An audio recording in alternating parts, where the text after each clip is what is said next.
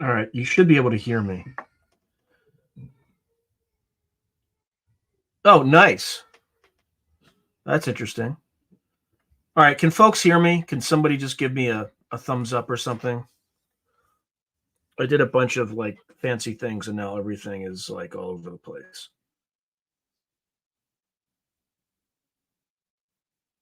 Okay, good. Good. Sometimes if I just unplug and replug in my Yeti, it works. All right. So during the course of this channel, and by the way, thank you for helping me with that. I've had a total of 84 guests. It's actually 85 because I don't have Michael in the official count because he was kind of, you know, he didn't want to have his name there. But 84 for the purposes of this data, spanning 227 episodes. This is just in the first 2 years, through 2022 and 2023. So a total, and that's just 227 episodes, a total of 378 videos with 262 plus hours. So that's 11 days of content published up to and including December 2023. And that's an average length of 42 minutes. All right. So let me just clean something up here. Okay. And then I noticed something else is all messed up. Well, it's not messed up, but it's just I'm the only person who would notice this, but it's still it annoys me a little bit. Okay. All right. So we all know that this has always been my mission. Okay. All right. So this is kind of how I did. So I'm getting a red on impressions because YouTube basically doesn't show my videos to audiences as much as I would have predicted. Okay. However, my click-through rate is getting better. So my thumbnails getting better, you know, doing good stuff. Views, again, because I'm not getting these impressions, even though I'm getting slightly better click-through rate, the video conversion is not nearly what I predicted. So if you look at the left side of the screen, that's what I predicted at the beginning of the year, where I would be for all time. And then December is the last forecast that I did. And then this is where I actually ended up in the first 2 years of everything. So, hey, Moon Man, I'm going through something. I don't know. If feel free to insult me as much as you can to make this interesting. I hope it's interesting because this is kind of what I do as a retrospective, and then I do kind of a prospective sort of look on these things. So acquisition, I was aiming at the beginning of the year for about 5,500 subscribers, and I got about 37. So I give that a red. I missed that target. So it is what it is. There are many reasons for that, and I can, you know, I go through it. Now, I've certainly worked harder than I expected. I forecasted to do about 373 videos. By the end of the year, is at 378. So that's good. And the other thing too is if people actually click on my videos, they watch for an average of 15 minutes and 29 seconds. I had expected that the all-time number to be about 13 minutes and 44 seconds at the beginning of the year. So that's great. Average retention is a little lower than I projected, but it's still pretty high for the videos that I produce. Comments seems pretty good to me. I don't know in terms of engagement, but and then revenue, I did better than I expected. By the way, this is not channel revenue. I'm going to be very clear.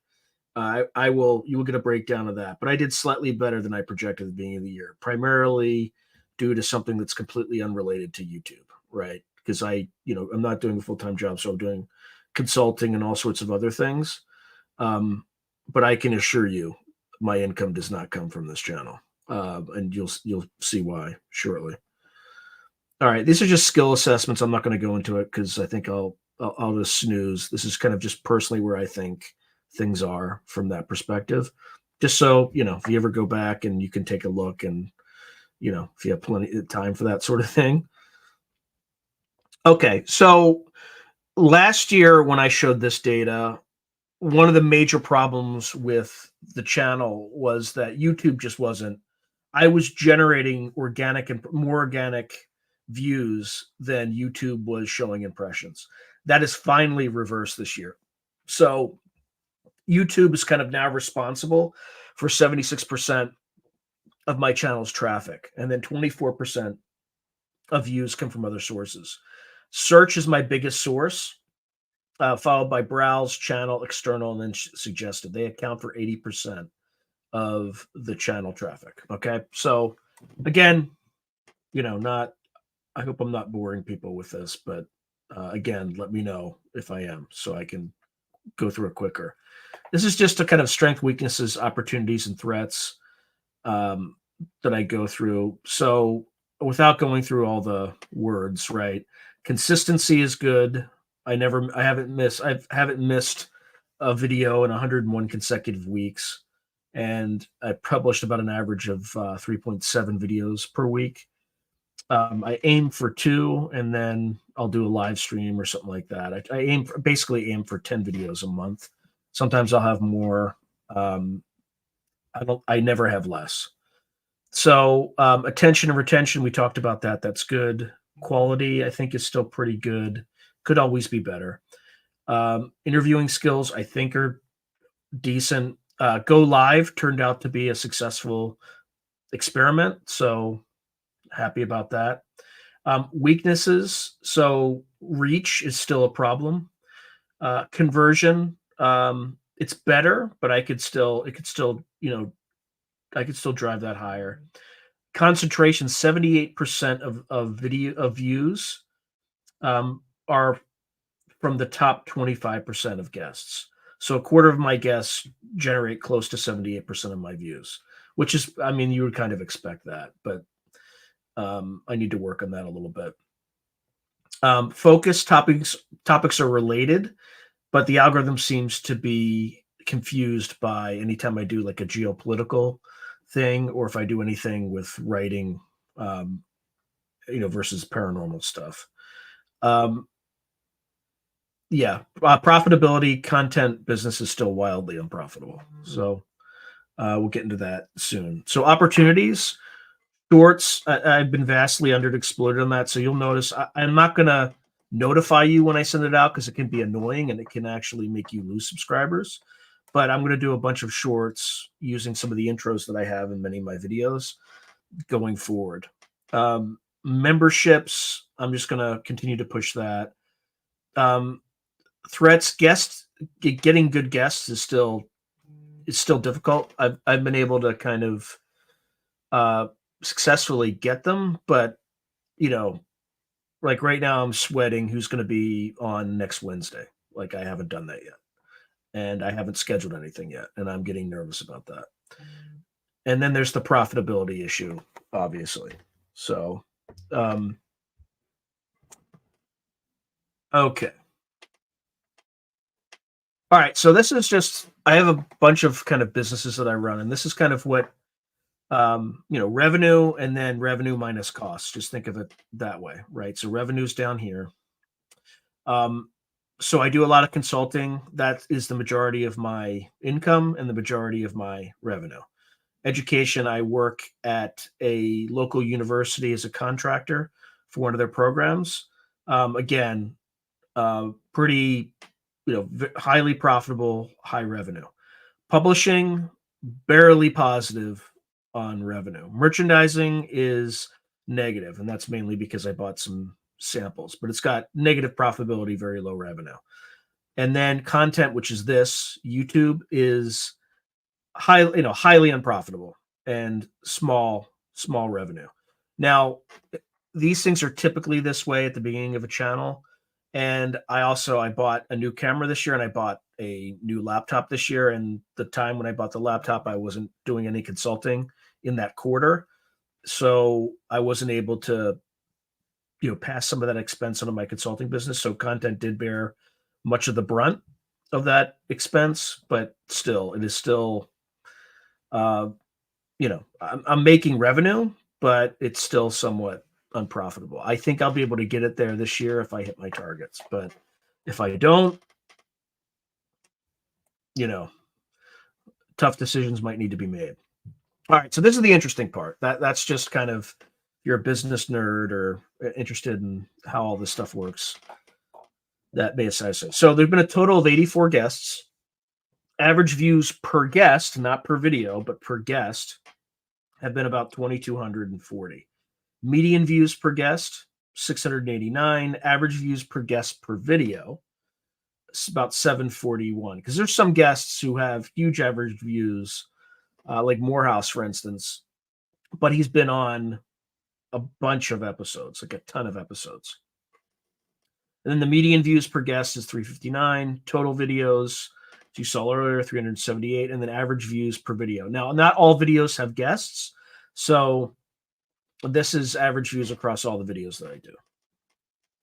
Okay. So this is just total views, raw views. Okay. So Morehouse is in the lead for that, obviously. Lynn Buchanan is second. Chris Bledsoe is third. And by the way, this is from one video from Chris Bledsoe. Like these are views from one video. Preston Dennett is fourth, and then Stephen Schwartz is number 5. Now, again, that's raw views regardless of how many videos people do. It's the same thing with subscribers. So David Morehouse and Chris Bledsoe are the top 2 areas where I get subscribers. Lynn Buchanan is third, Preston Dennett fourth, Stephen Schwartz fifth. Again, this is regardless of how many videos that I've actually done with each one. All right, now this is views per video. So I mentioned Chris Bledsoe. We saw it earlier. He's number 1. Stephen Schwartz is number 2. Ryan Macbeth is number 3. I did 2 videos with Ryan Macbeth, and then he put it on his community tab, and I got like more impressions there than I think I ever did. I think I ever did so far, which helped convert, right? John Brandenburg is number 4, and then Cole McKelliker is number 5. All right, weighted average duration, that's just of all their videos. How many minutes do people typically watch, on average? So Terry Lovelace wins. It's about, almost 23 minutes. Yvonne Smith is number 2, almost 21 minutes. And then Nathaniel Gillis at 20, about 20 minutes. Lynn Buchanan, also 20 minutes. And then Steve Bassett, 19 minutes. All right. So that's kind of, how guests have done. This is kind of what I plan on doing over the next 5 years if I hit my targets this year. All right. So the way I look at each year, there's kind of an annual focus. So 2022, I built the channel from scratch. Okay. I had certain targets on subscribers, certain targets on revenue, and then how many revenue streams I created. Okay.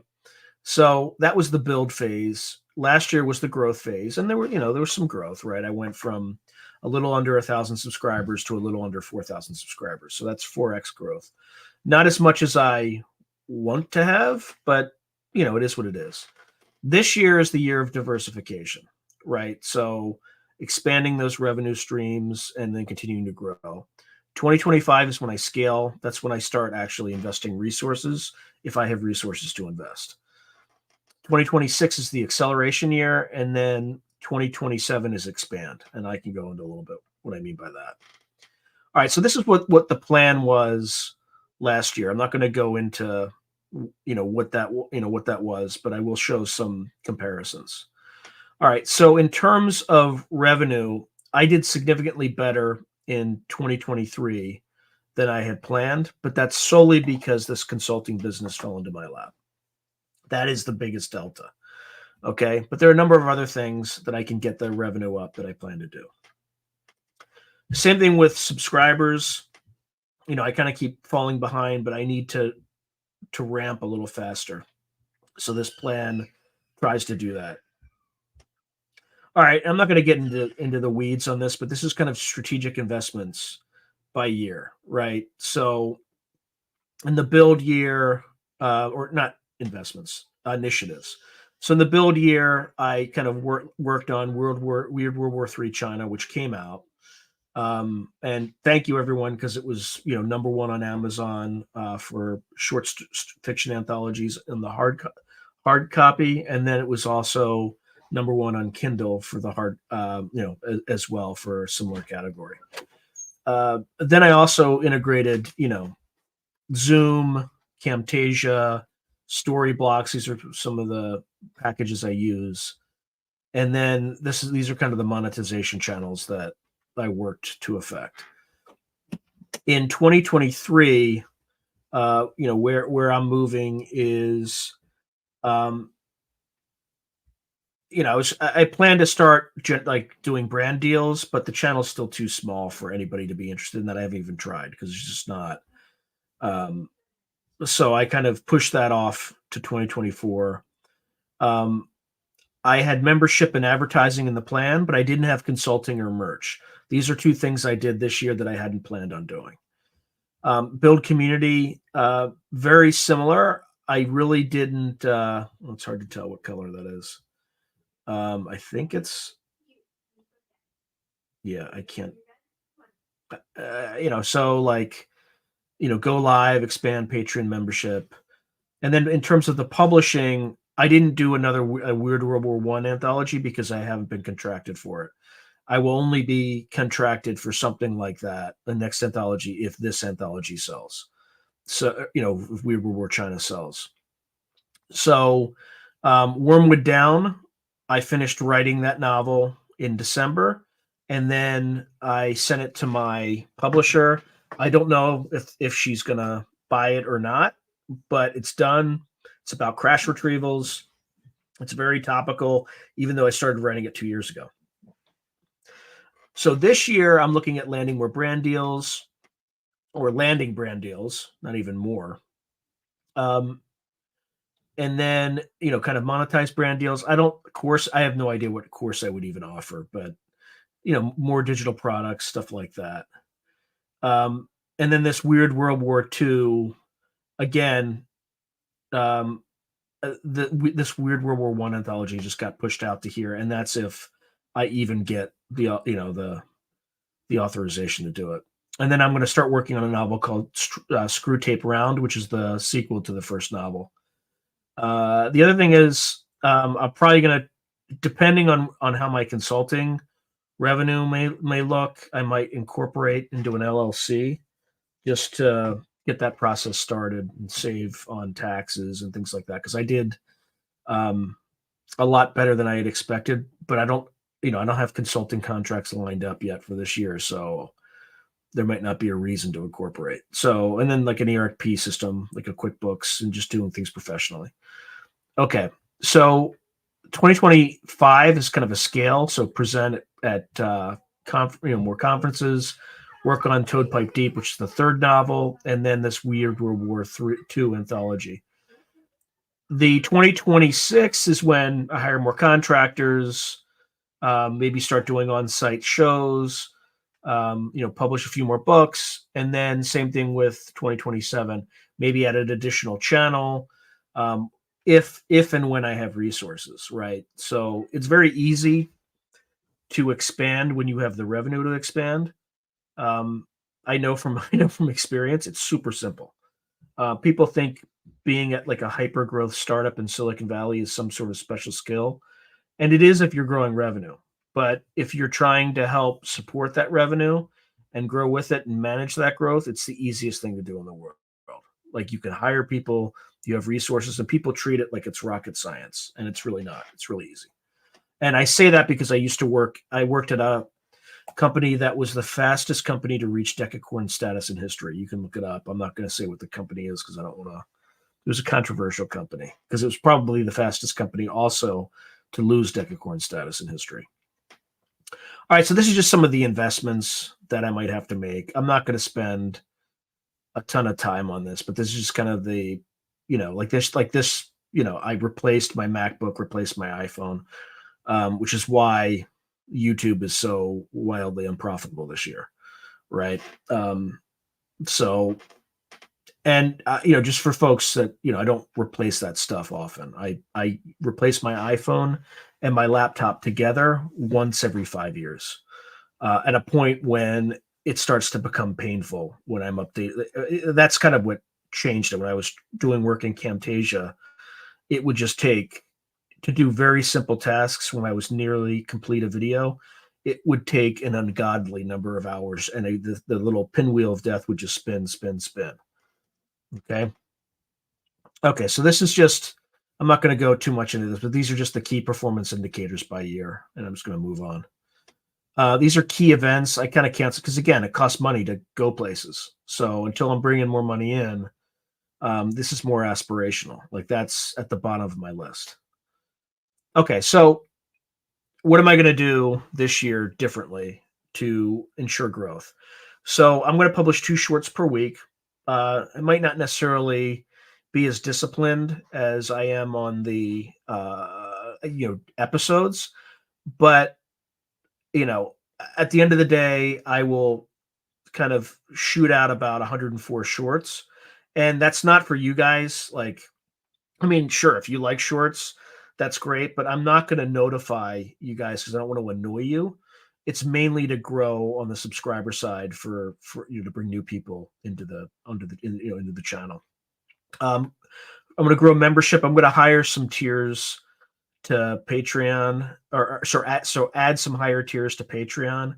I'm still working through some of the perks that I want to make, so that, because I don't like to, I like to provide people with a service and with good stuff. I don't like to just accept people's charity, right? I'm providing a service and I want people to enjoy the service. So if you like, literally, if you have any ideas for things that you would like as a perk, um, it could be something like a Tuckerization in the novel, right? Whereas I like name a character after you, right? That might be one of the things that I explore, or a short story. But the problem with that is I can't always guarantee that I'm going to, that somebody's going to buy the novel or something like that. There are other things that I'm, thinking about doing. But just if you have any ideas of something that you would actually think would be worth, upping to or paying for, just put it there. There's also some programs that Patreon has where you get like a coffee mug in the first quarter, and then the second quarter you're there, you get like a T-shirt, and then the third quarter. So I'm exploring other things like that as well. But just like that's not thinking out of the box. Just some sort of thinking out of the box that if you have any ideas, just put them in the comments below. So I'm going to try to improve the live stream. So video quality, I might explore adding new tools like the Adobe Suite. Live stream quality, I got an A10 Mini to up production value, but I'm still having issues with it. It's still kind of, I'm just working things out. Okay. Um, and yeah, we'll see how that goes.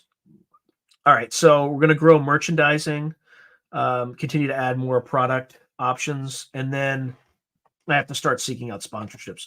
But the time I plan to start doing that is when I reach 10,000, you know, 10,000 subscribers. All right. You've seen this before. I'm not going to go through it. I just reached out to Gary Nolan again.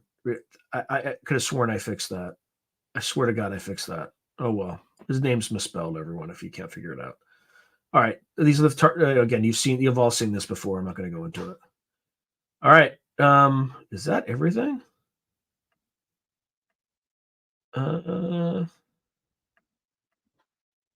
Yeah, I guess it is. Guess it is.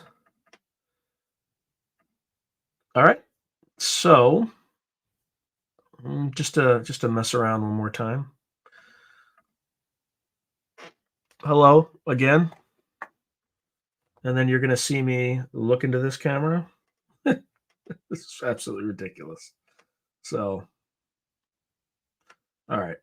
Back to the normal grind.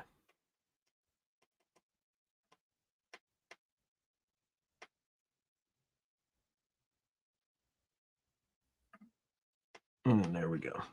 All right. So in terms of where we are, we did this. We also did this, right? They're both two sides of the same coin.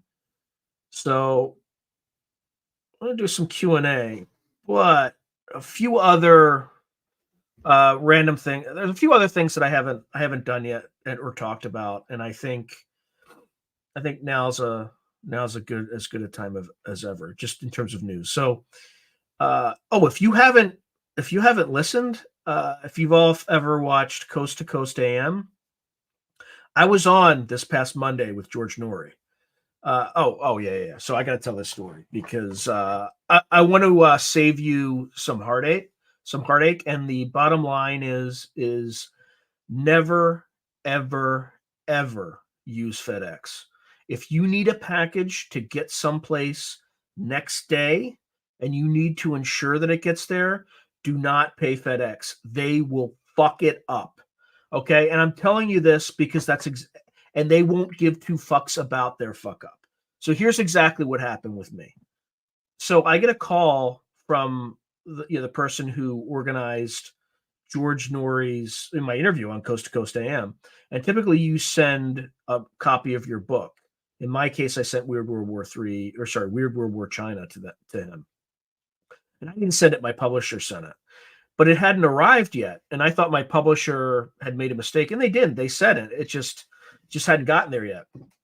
So they wanted it next day. So I paid FedEx a little over $100 to get a $20 book into George Norrie's hands. Okay. And I should have made sure. I mean, it's on me that he didn't get it right away. Right. Because I wasn't constantly checking up and getting that stuff. So I'm not complaining about that. Like George Norrie, he had less than 5 days to read the thing before the interview. So we go there on a Wednesday, mid-afternoon, and tell them we need this on Thursday, next day. And these baboons are just like, yeah, sure. Yep, 100%. So the next day, the date changes to Friday on the whatever their app is. So we go in and say what the fuck? Where is it? And they're like, please, we didn't say that, but please tell me, is this thing going to ship? Has this thing shipped? Please tell me this app is wrong. And they're like, oh, it never left the office. It was still there. It was still sitting in the same office that I paid $100 for this thing to go. I mean, so do we get a discount? Oh, not authorized. I mean, look, they were very nice. They're very nice, very, professional, but they were not authorized to give us a discount. Now they gave us the premium next day. But as far as I'm concerned, I spent $100 for 2-day delivery. Okay. So then I go on a warpath. So I get on Twitter and I'm like, hey, how am I supposed to get a discount? You guys made this mistake. Please tell me I'm going. But here's the deal. This happened. FedEx did this to George Norrie, right? Someone who has access to 3 million weekly listeners, right? This fuck up is unbelievable. It all worked out in the end. I had to manage the situation and say, look, FedEx is incompetent. And so anyway, I tried to get some sort of a discount because I paid for one, next day delivery, and I got 2-day delivery. So I go on Twitter, complain. They instantly respond. I'm like, hey, how do I get a discount? And they're like, oh, you could either go to Technical Solutions or Revenue. They should be able to help you out. Okay.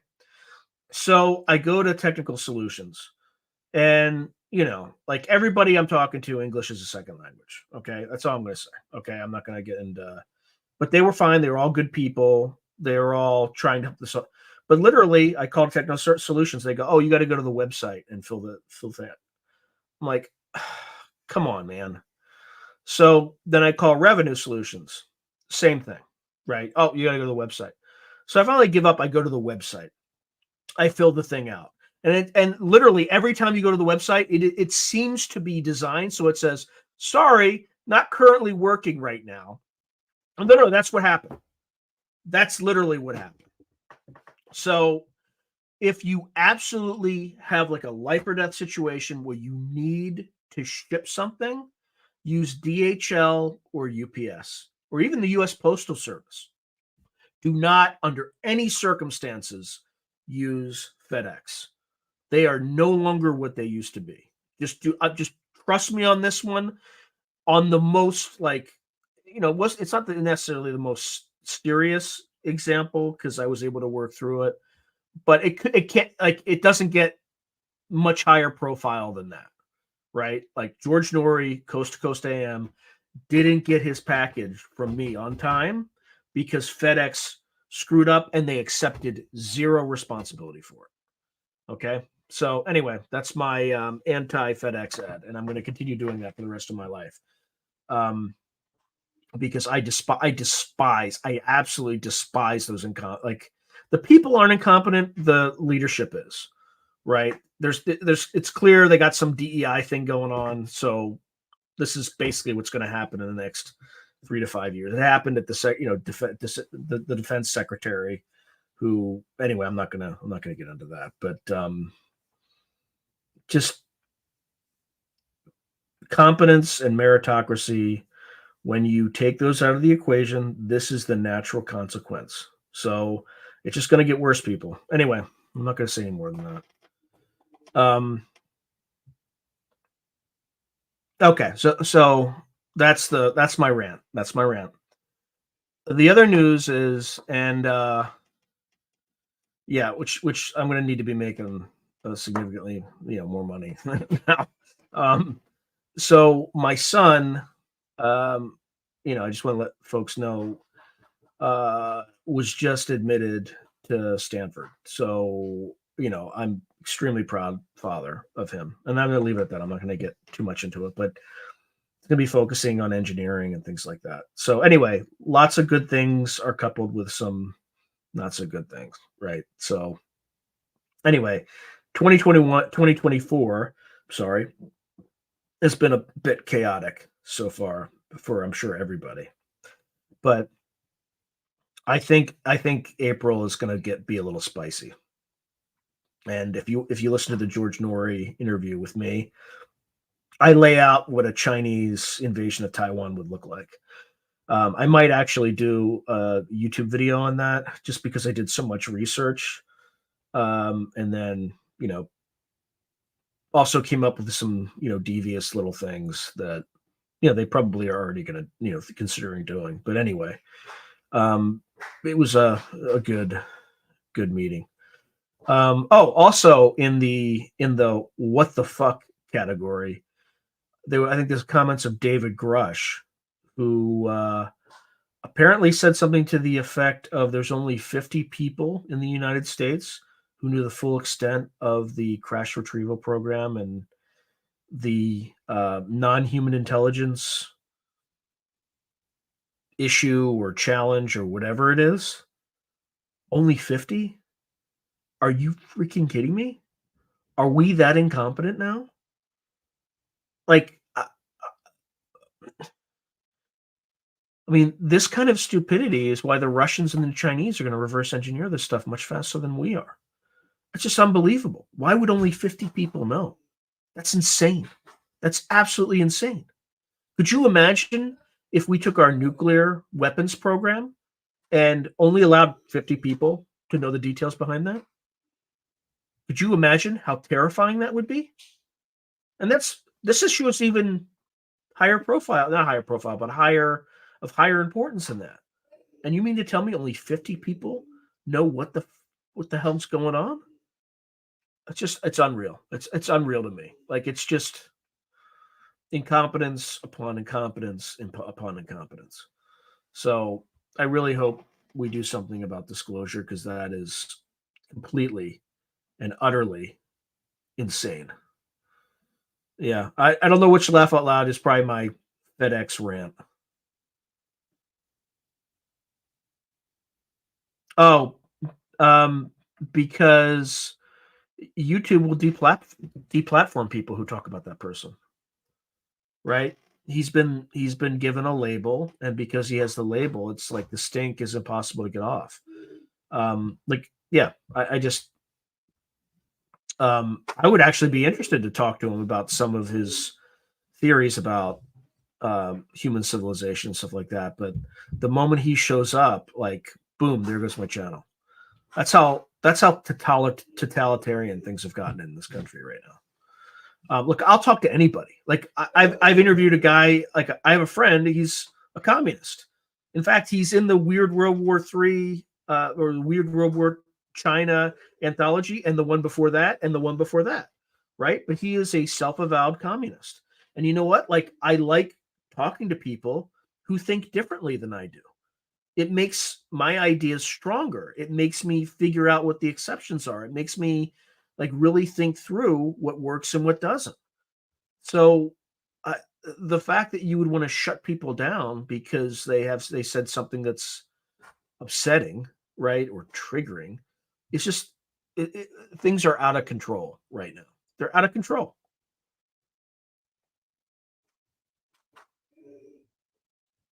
Yeah, maybe.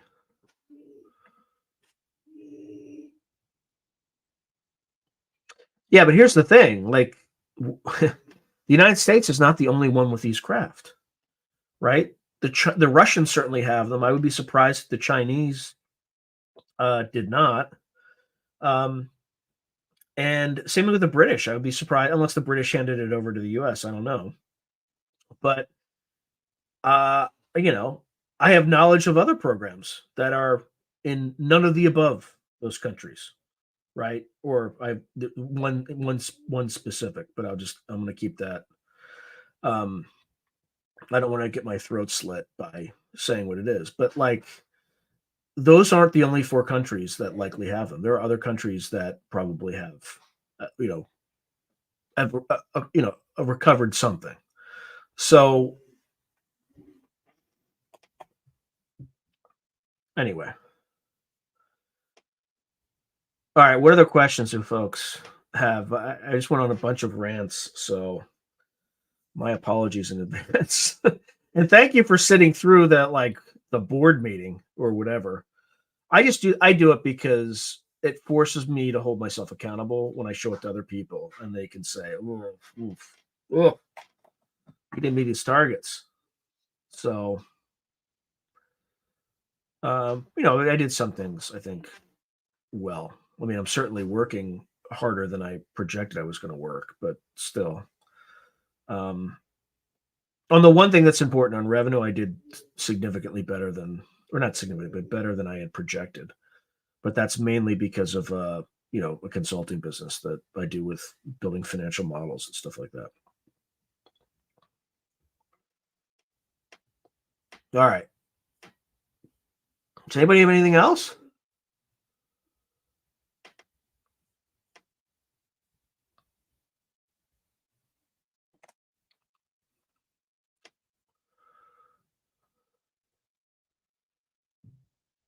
Let's see how this.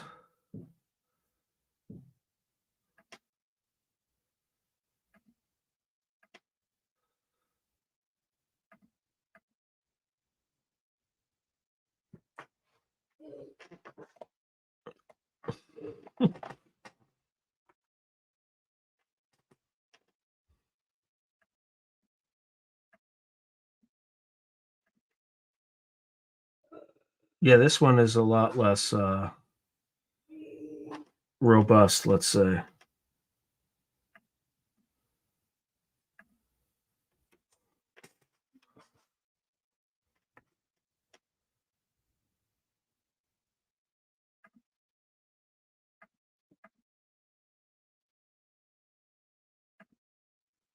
All right, now the question is, I hope you all can still hear me.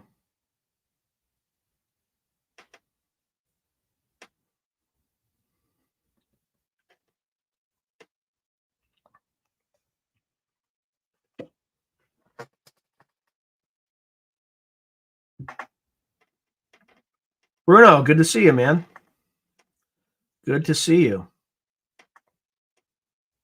How you doing?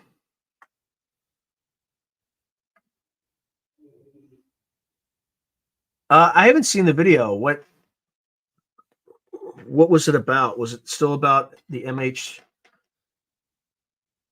Was it still about the MH, like something related to MH370 or something else?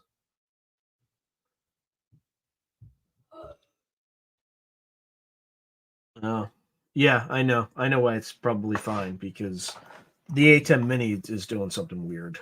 You probably heard me differently when I had different camera angles. Oh, interesting. Yeah.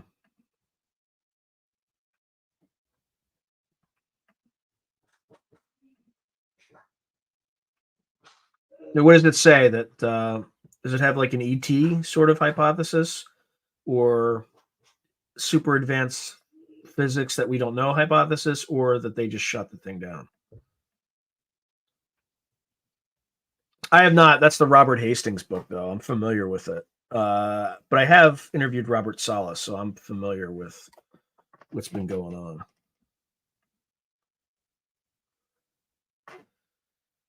Yeah, I don't. In 2014, no, I don't buy it. I don't buy it. Look, it's possible, but I don't. I definitely don't buy it. What else? Oh, so also had a weird experience last night between 10:30 and 11:30. Um, Now, this could be a helicopter that was um, super far away, but in my backyard, I saw like a looked like a star, right? It just had the same luminosity of a star, right? And there's a lot of water vapor in the air, so like everything kind of glowed, but it was strobing. It wasn't like red green. It was just like a yellow, and it just like blink, blink, blink, blink, and it was kind of hovering in the park behind my house, um, behind the tree on the far right side of my property. So if it was up close, it would have been about 20 feet above the ground. But if it was far out, then it would more likely be a helicopter. It was definitely 100% not an air like a plane. I'm certain of that. I'm not certain, however, that there was a craft, or that it was a UFO. But there is a way to check if anybody has access to one of those databases that can look to see if there were was helicopter activity between 10:30 and 11:30 p.m. on the evening of January 9th over a place called Pleasant Hill Park. If that turns out to be a helicopter, that's fine. The other weird part about this is after because I went outside to watch it as it was kind of just hovering over and then kind of descending down the hill. And obvious, I was thinking about a phone, but the moment I would go in and come back out, it might be gone. Right. So I didn't want to tempt fate on that one. And plus, it was dark. If I had taken it, wouldn't have been a good photo anyway. So the one weird thing though is after it disappeared behind the hill, about a minute to 2 minutes later, there was a pack of coyotes that just went crazy, just went nuts. They just went wild, just yelping and yowling and all that stuff that coyotes do. So anyway, so I did a follow up. There's a friend I have who has tabulated a bunch of UAP reports, and this is where it gets kind of weird.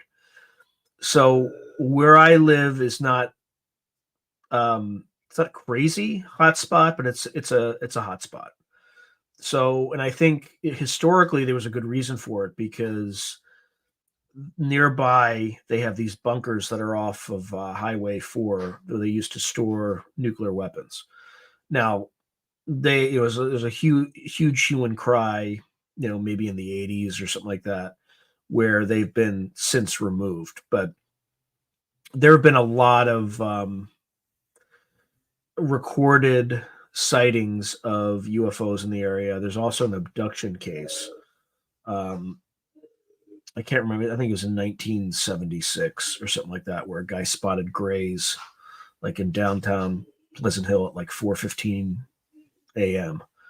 And then he ended up like blanking out and ending up in front of his apartment building. So, so it's definitely active. I think back then it would have been more active because of the nuclear presence in in nearby town. But anyway, 60%, 60 to 90% chance it was just a helicopter, like a long distance away. But it was definitely hovering. Like it was not a normal. It was not a fixed wing aircraft. Okay, so that's UFOs and nukes. Okay. Yeah, that's maybe. Yeah, there could just be people are messing with them. Maybe, or it's just a helicopter, right? I don't. But that's why I'm asking if people have access to those sorts of databases, if they can just check, just to confirm that there was, yes, a helicopter in the area at that time. Like I didn't really hear anything, but if it was far off, I probably wouldn't hear it. Right now, if it was this close, if it was close, then it wasn't a helicopter.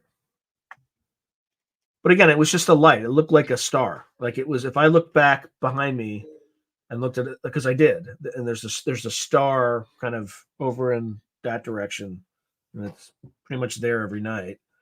Um, because of the water vapor, it was like super luminous. There's high luminosity that night, so this thing had similar luminosity. So I couldn't see anything other than this bright yellow star. Just look like a star. But again, the star is just a light, like a little light in the sky. Anyway, that's just for. I would say it's unconfirmed. I don't know what it was. It was either a helicopter, and if it wasn't a helicopter, that's then I have no I then I don't know what it was. Right. It's unidentified. So, but again, like I said, there are ways to check that. So if folks can check and just say no, you saw a helicopter, I'd be perfectly willing to accept it. All right. What other questions do folks have?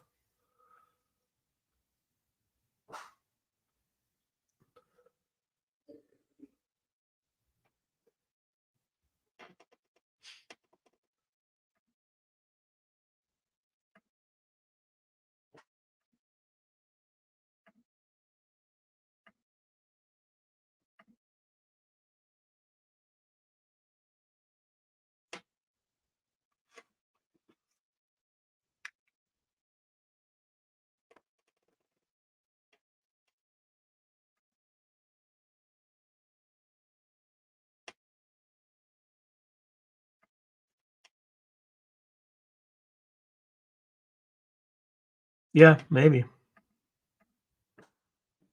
Yeah. I mean, because that's really the only thing that would hover. I don't think it was a drone. If a drone was that close, I would have heard it, right? I would have heard it whirring and buzzing and all that stuff. So very likely not a drone.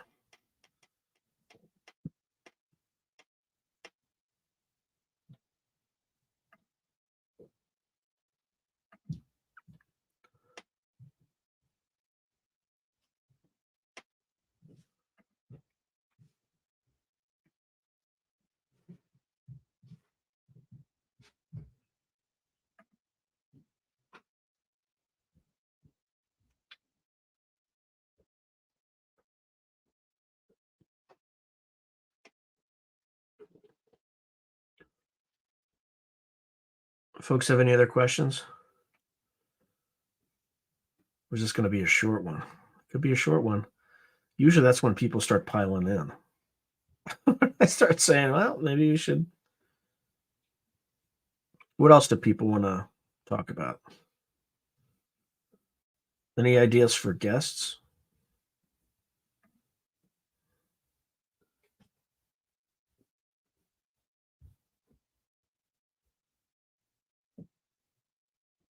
Yeah. Yeah. Yeah, they're probably not uncommon, but people just aren't looking up in the sky enough. Um, but the weird thing is, the light coupled with the coyotes going nuts immediately after it disappeared. Because there's another report where it was a UFO sighting, and there were wild turkeys that went crazy, right? Like what, at least it's in the report. It just says turkeys go wild with fear or something like that, or turkeys wild with fear. And the person who told me that, he's like, "You guys have wild turkeys out there?" I'm like, "Yeah, there's wild turkeys around here. Yeah, absolutely." So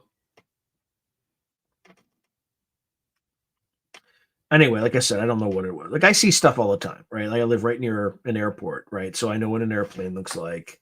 Um, I know what the Perseid meteor showers look like. I know what meteorites look like. I know what a star looks like. I know what a planet, or roughly a planet, right? They just look like bigger stars, basically. I know what the draconid shower looks like when you're seeing these meteorites like stream across the sky, and it wasn't any of those things.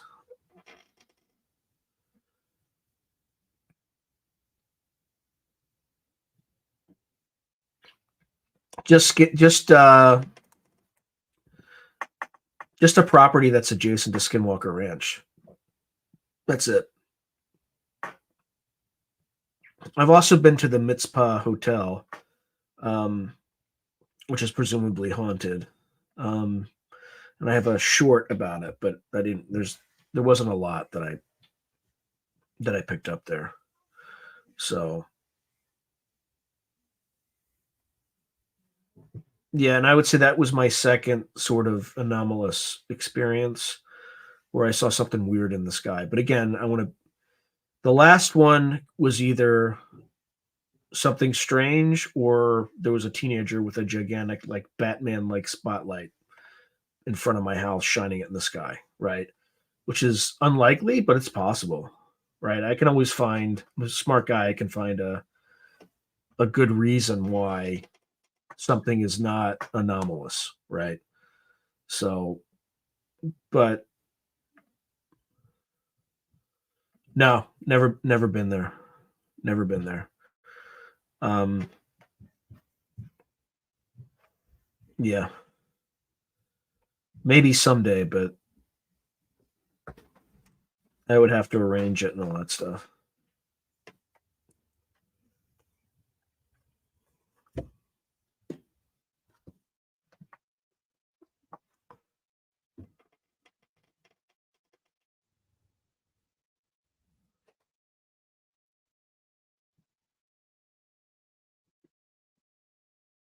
Not sure if it's what way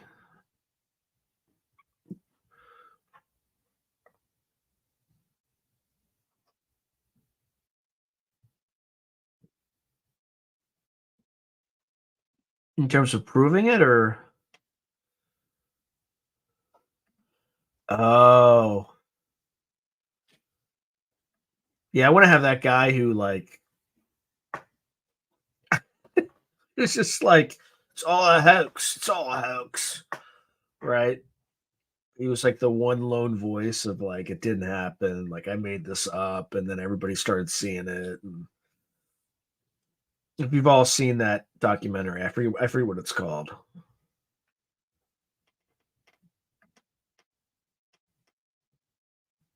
Yeah, I wouldn't even know how to get a hold of those people. But yeah, it could be. That could those could be interesting guests. Um, yeah, there's a few. It's frustrating getting guests sometimes because you'll reach out and they're like, "Yeah, I'll totally be on," and then crickets, nothing. It's really frustrating. Or you'll send something and you won't get a response. You'll just get crickets. And I'm kind of in that spot right now. Like I have a video on tap for Monday, but then I got nothing after that.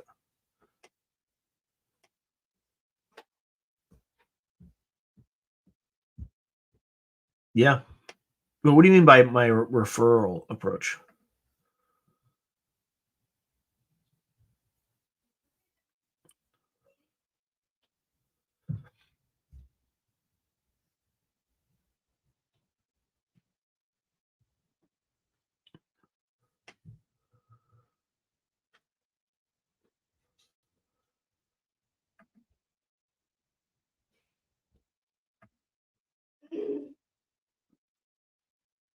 Oh yeah. Yeah, that helps a lot. I mean, there's people I've spoken to who don't do podcasts, who are really interesting people, but they just don't like to do podcasts. But they lead you to other people, and they give you really good ideas. So, but I also get ideas from you guys too, for sure. Like I get a lot of the ideas from what, like Ashton did not come from a referral. I just like somebody who followed the channel is like, dude, you have to get this guy on. You absolutely have to get this guy on. Um,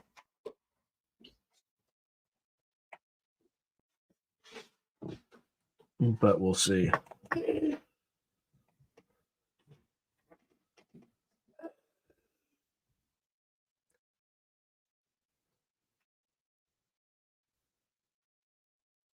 What other questions do folks have?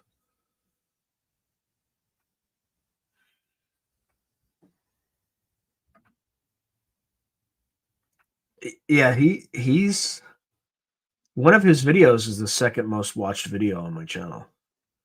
The one about anti-gravity technology. Um, I just have I have to find a topic though for him to talk about because we already did Mars, we already did the anti-gravity stuff. Um, I just need a good topic because I mean literally I email him. He's just like, "Yep, I'm on." He's really good that way. I just need a topic. Um, Otherwise, he's gonna talk about his fiction novel, the whole episode with the two news anchors, the two sexy news anchors that he always talks about. Um, it's just funny and humorous, but I think the audience they want to hear about the other stuff.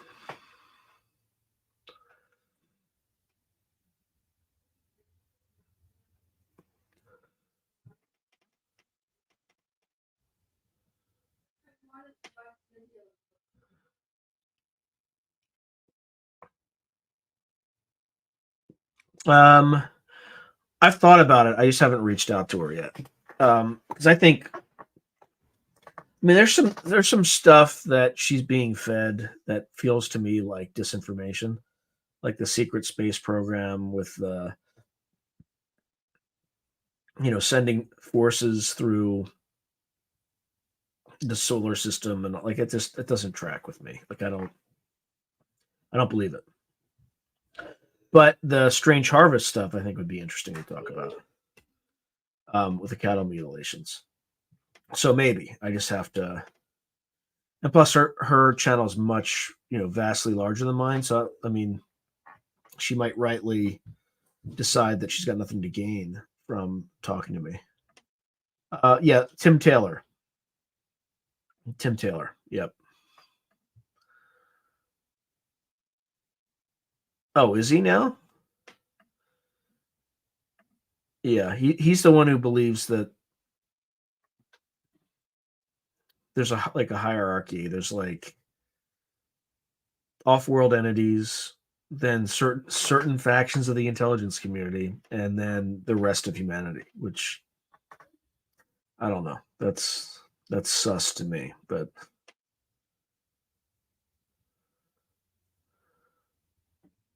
yeah. I don't have to agree. There's people on here that um I've had some people on who I'm like, it's an interesting story, but I don't know if I buy it, but I don't communicate that to the audience because I just want the audience to decide, right? Not a lot of people, but there's been a few. There's been a few. Like on less than I could count them on less than on one hand maybe at best. Yeah, that's true. Yeah, that would actually be an interesting interview. Um, I'll actually add her to the list. That's a good idea.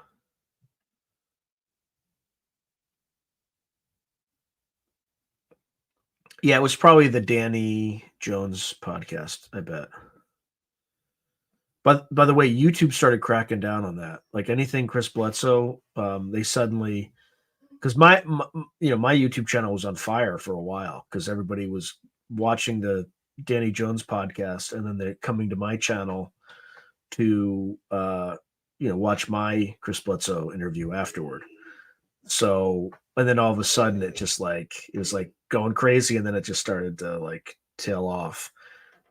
So somebody was put their foot on the brakes on Chris Bledsoe on the YouTube side, probably.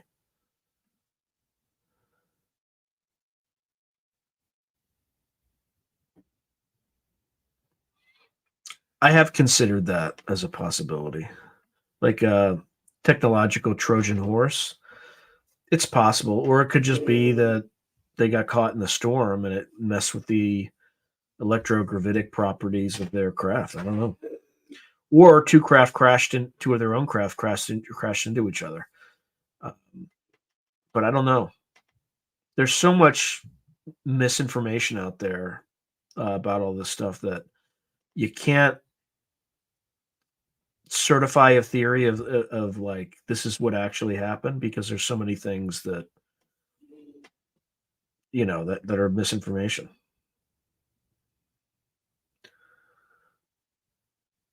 Which interviews? Like the two Chris Bledsoe interviews, or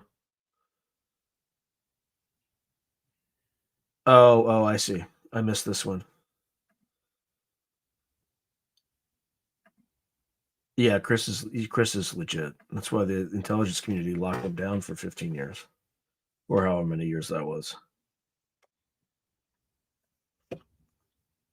That's always a good tell when they're like worried about something, but they suddenly lock somebody down.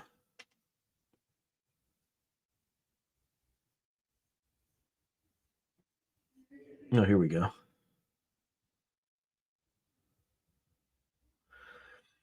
Yeah, I tried to do the same thing with Colonel or Dr. Colonel John Alexander, and then he responded, but he was just, you know, he, in so many words, um, the answer is like your channel is too small. Like it doesn't, not big enough to make it worth the time, which is fair. I appreciate that response more than people who just don't respond, right? Because it's just like, look, dude, your channel is too small. It's not, especially somebody who's advanced in age, right? Like they don't have a lot of time left, so the time they spend on whatever is important is important. Yeah, yeah, maybe.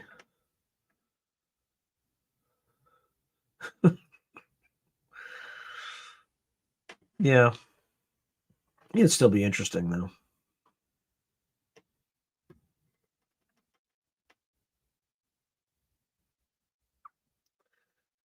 I appreciate that, Pat. I do. I don't know what it is. I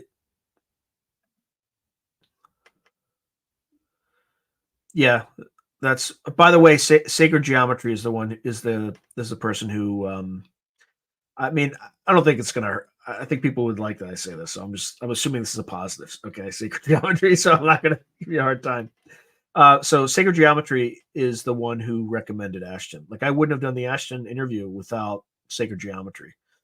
And I think he actually you helped make it happen. So thank you for that. But seriously, this is how I get ideas for interviews.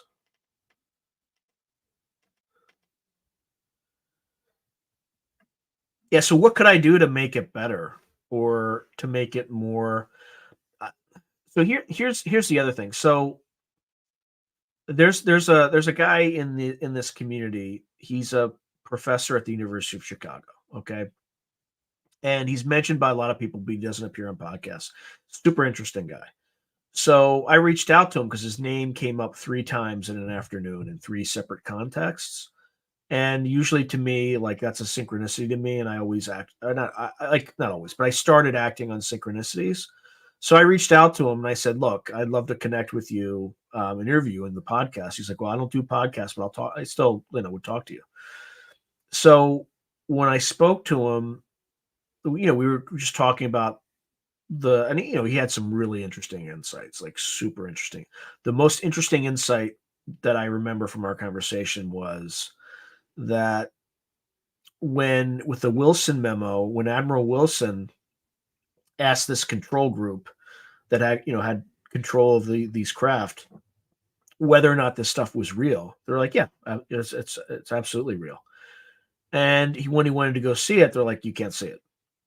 So his view was the fact that we have craft is not the secret. The secret is something else that these people that revealing that we have these craft um, will somehow lead to, like some other secret that they have to protect. So what's the secret? Right? Is it they're time traveling humans? Is it that they're time traveling humans, and in order to exist, 2/3 of humanity needs to get wiped out? Like, there's all sorts of crazy implications, but there's a darker secret out there that they need to protect. So, anyway, my whole point of this is we're talking about the channel and getting it to grow.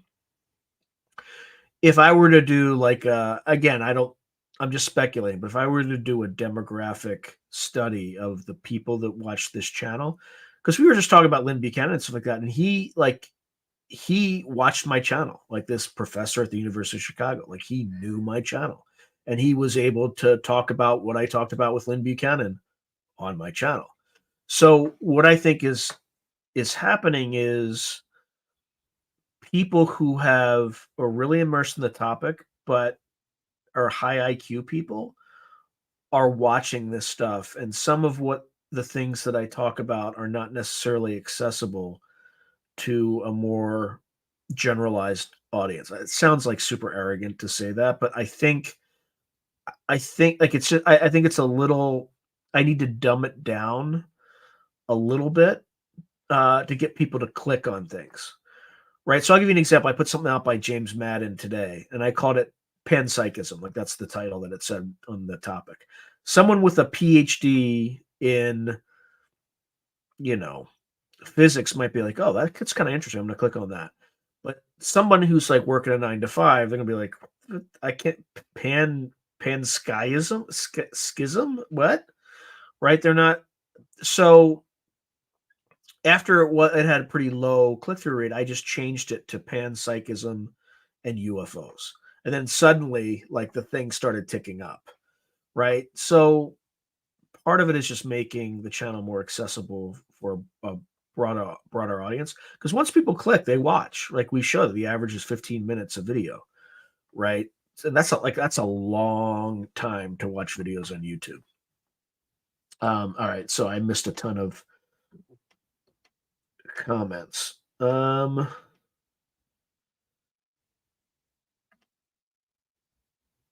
Yeah, I mean, I'm certainly doing that. I appreciate that, Clint. Ah, yeah. Yeah, I was talking to someone else who's on this live stream and thinking about possibly writing a book to try to tie all this stuff together in a I mean, none of this is going to be scientific. I mean, trying to ground it into as much of the science as possible, particularly quantum mechanics, and trying to come up with like a theory for what's going on, and then maybe analyzing it in that way. But the problem with analysis is it takes a ton of prep and work. I mean, there's some people on other channels that can just go on and like slap up some articles and read the articles and talk about it and it works. It definitely works, but I have like a quality standard. So if I did analysis, I'd spend a ton of time researching the data. Like I spent a day coming up with a scenario that the most likely course of action for China if they were to invade Taiwan, like what that would look like. And that took a lot of time. And I still didn't answer all the questions I wanted to ask. Like I was, how much coal do they have? How long will it last? How much oil do they have?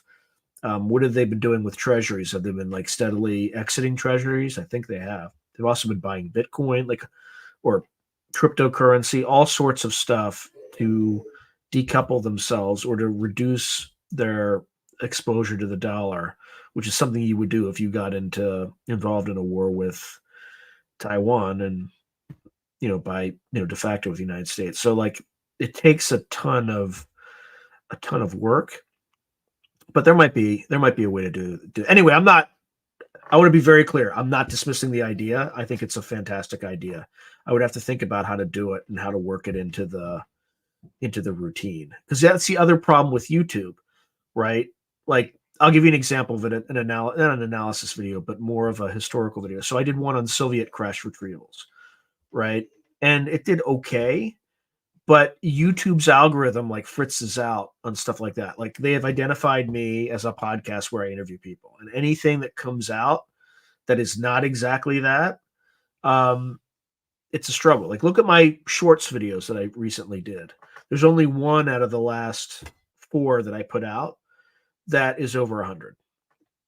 And that's like, what my average is because you saw it in the last segment. Like that's far below average, but it's a different format. But also, I didn't notify you guys because I didn't want you to like. I didn't want to lose subscribers because they're like shorts. What the hell? So maybe it would have gotten more views that way, but I didn't want to. Anyway, analysis. I'm gonna put that as a consideration and then kind of figure out what this macro narrative might be. Yeah, I don't know if he does interviews with anybody other than Jeremy Corbell. Yeah.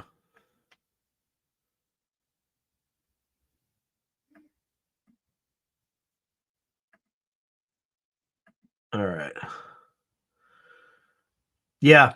I need a topic to get Dave back on because that poor man. But he's going to be on Beyond Skinwalker like the next season, so you're going to see plenty of him. Um, if I have a topic for Lynn, if you guys come up with a topic for Lynn of something he's actually done, I'll invite him back because he's really cool with me. Like he's a really good dude. He's been nothing but kind to me, and I know his wife has recently passed, so I think helping him out, just anything to occupy his time, I think is a good thing for him. Um, I don't know, maybe I don't want to speak for him, but if you can think of anything to talk about with Lynn Buchanan that I haven't already exhausted, I absolutely would reach out to him again.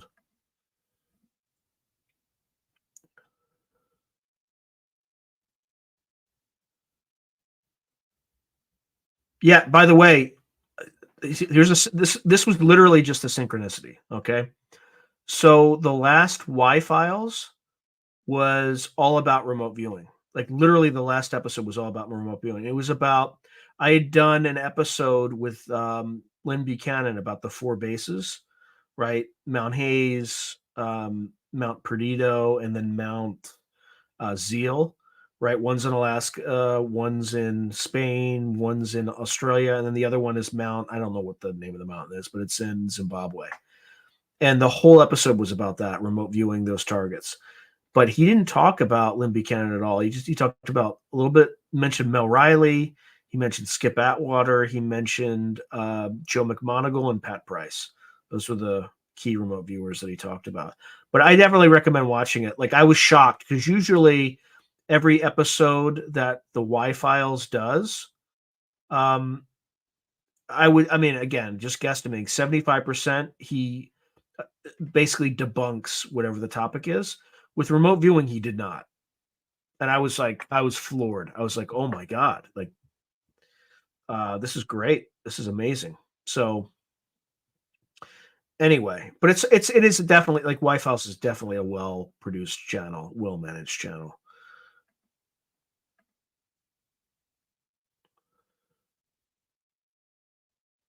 Oh well, yeah. According to the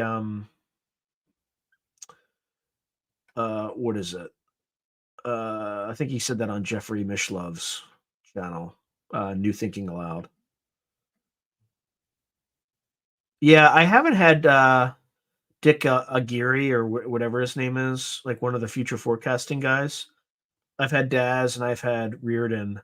I love those guys. Those guys are like salt of the earth. Like they're really good dudes, and they're the next generation, and they're really talented. So,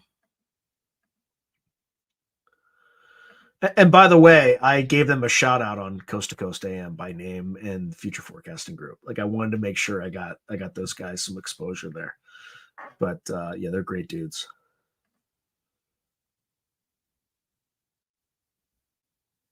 Why is what not a thumbnail?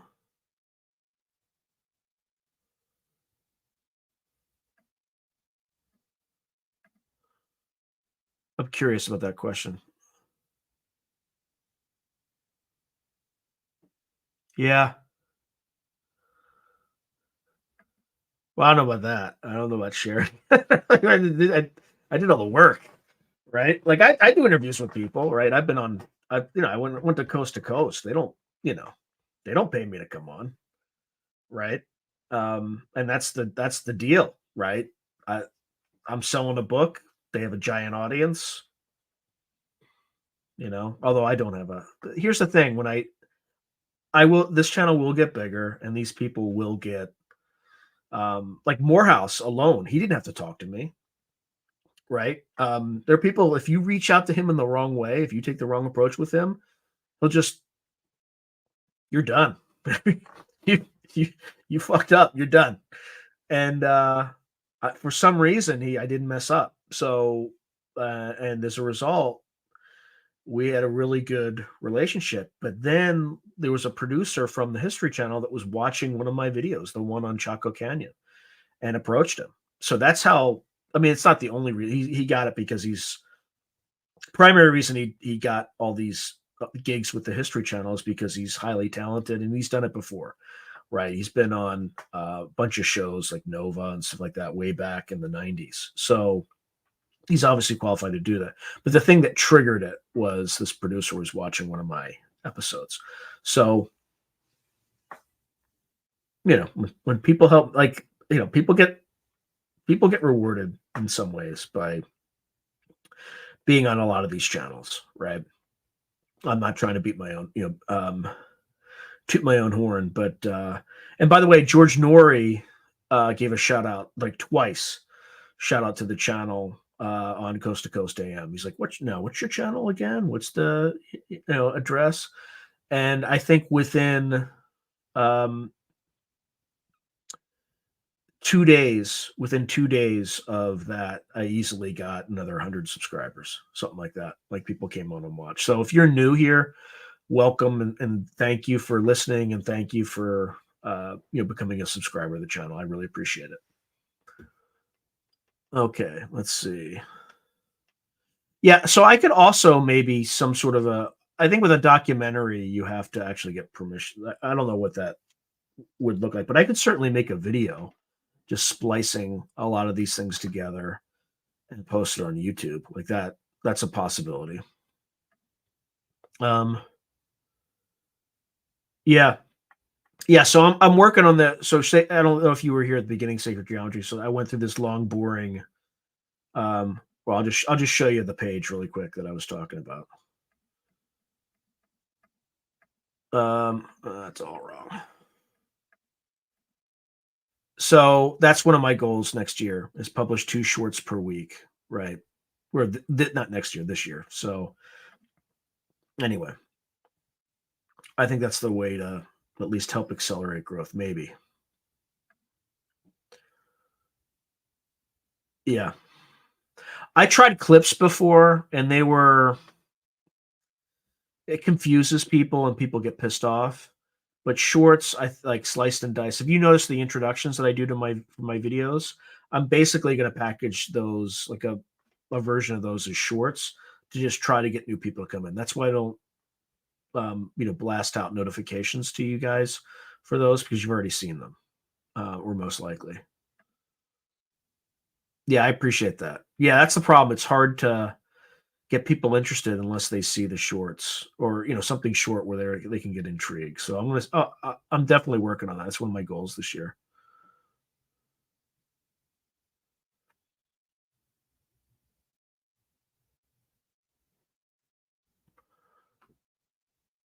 Yeah, I imagine it's experienced by more than just people in the West, but I think the people in the West are more open about it, right? Whereas in China, you don't talk about that stuff. You don't mess. 'Cause they'll mess with your social credit score, right? Oh yeah, yeah, yeah, yeah. Yeah, he definitely is. I think it's like like remote viewing ranch or something like that. One of my episodes, I actually had a clip from what that is, and he's doing it because you can see the stars pretty clearly because there's nothing out there. Yeah, yeah. Sorry, Lynn Buchanan. Yeah, yeah, yeah. I kind of knew who you were talking about. The audience probably, like, everybody's watching is like, what is he talking about? Interesting. I can see that.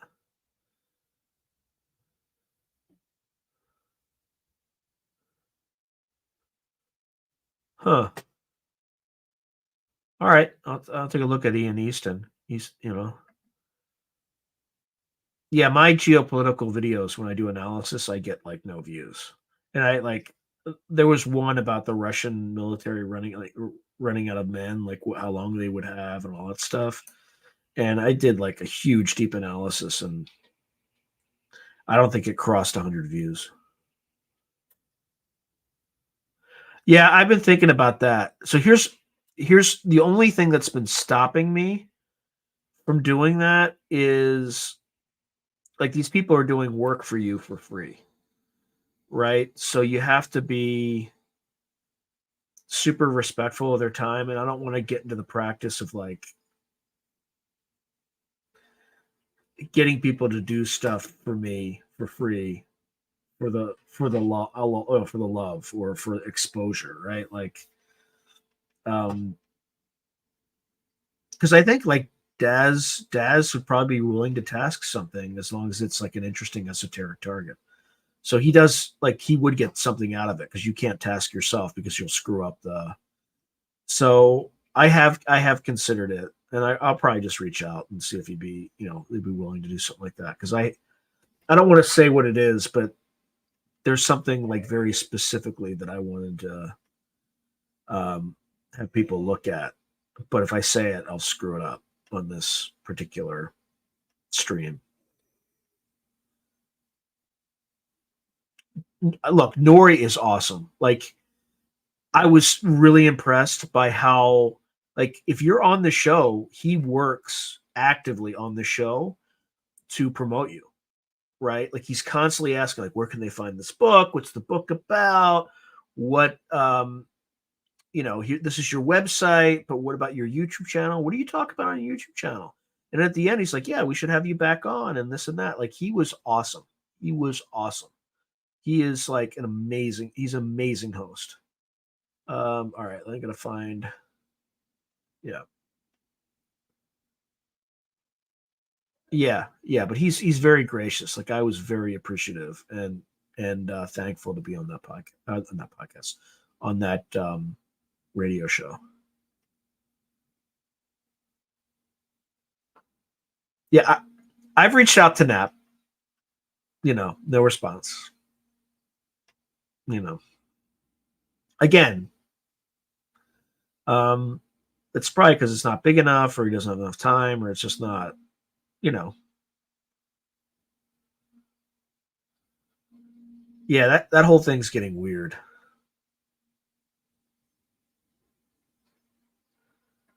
Yeah, but again, like if my audience is only PhDs and like high IQ people, um, at best, I'm gonna get, let's assume two standard deviations above the mean. I'm like, genius. Like I'm getting 5% of the population at best, or 5%.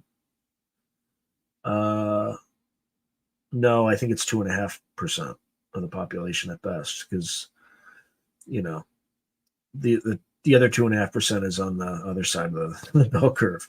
So I need to make it more. I got so one thing I need to do is make it more accessible for people.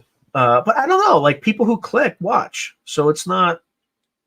Maybe it's not that. Maybe they're just not. Maybe it's the packaging. They're just not. I'm just not reaching them in general.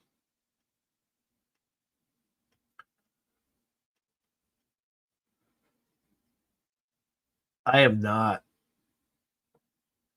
definitely have not seen that. Um,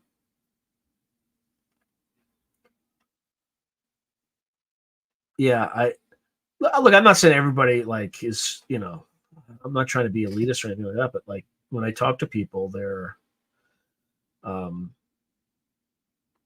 they're highly intelligent people who engage with me on offline and things like that, stuff that's all related to this. So they might not necessarily have PhDs, but they sometimes studied to get a PhD and decided to do something else and got a master's degree or something. But um, yeah, there's a lot of. I'm also starting to get some haters too, um, doing some weird stuff like messing with my wiki profile. Somebody put something that was factual and then coupled it with that I focus on something I said like UAPs, the paranormal. I'm the host of this podcast, the Through Glass Darkly podcast, where I focus on the paranormal, UAPs, and other fringe science and pseudoscience topics. So, and that had been up there since August of 2023. So it's been changed since, but that's not something you put improve somebody's credibility.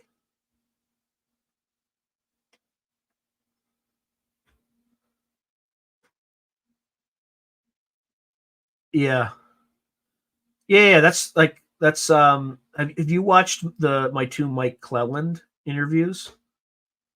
Because I did two interviews all about ETs and owls. And then of course, like a few months later, like an owl lands in my backyard and lets me film it. Right? Um, like a big great horned owl, like a big mofo.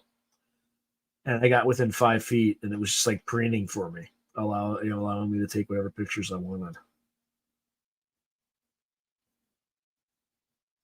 And people on this channel, like if you watch, my commercial at the end of all my videos, I call it my commercial because that's basically what it is. The owl that you see in that video was the owl that was in my backyard. Like that was not, I did not use stock footage for that. Like I recorded a video of this guy and just put it in my, the video that I have at the end of every interview that I do.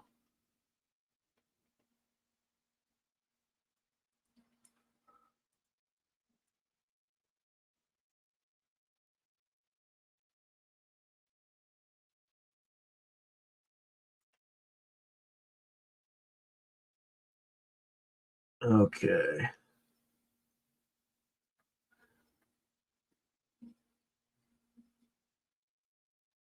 Yeah, I mean it's where military science fiction in fact meets the paranormal, and that's the focus. Um, and I've done more of the paranormal than anything else, so I've kind of veered in that direction. So I've done much less geopolitical content for a while.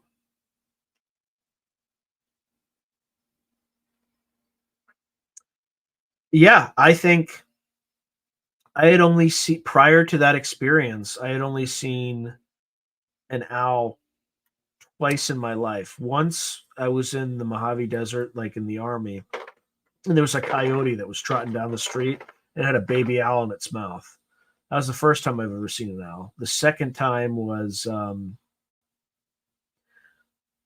think, in 2020 when I was in Lone Pine, California. It's like in the, near the base of, not base, but in the valley before Mount Whitney.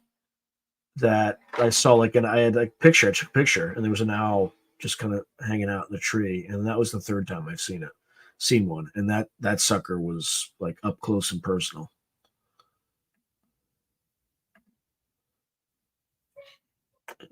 GG Young. Okay, let's see. No, I do want to check this. Oops.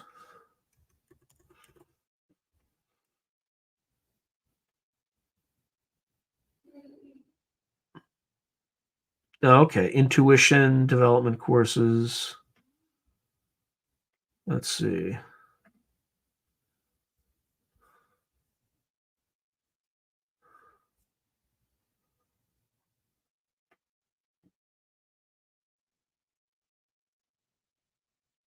Huh.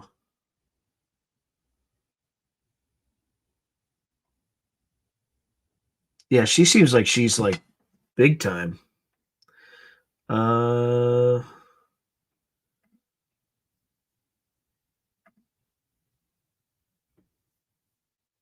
let's see, where am I?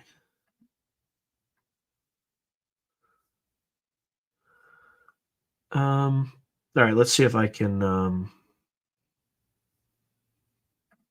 present this so folks can see it. Yeah, yeah, you gotta be careful with some of the super woo. Let me see.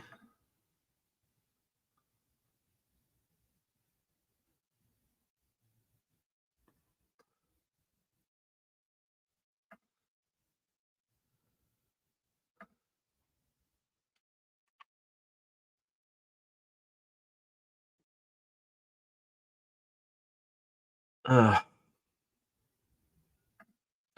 all right, well, I can't really share it because, well, maybe I can. Can you all? Let me see if you all can see that. Yes, you can. Okay, so this is Gigi Young. All right. So in 2006, a fashion model on contract in Japan awoke out of deep meditation to a part of herself she thought impossible, herself in another life on another planet. In the following years, Gigi dedicated herself to exploring and documenting her journey into her celestial origins. During this time, she discovered the deep cosmic dynamics of the soul, celestial spirit guides, and multidimensionality of the mind. In 2008, Gigi experiment. I don't know if it's Gigi or Gigi, whatever. Expanded her work on the public sphere to the focus by creating one of the first channels on YouTube to discuss psychic development and exploration.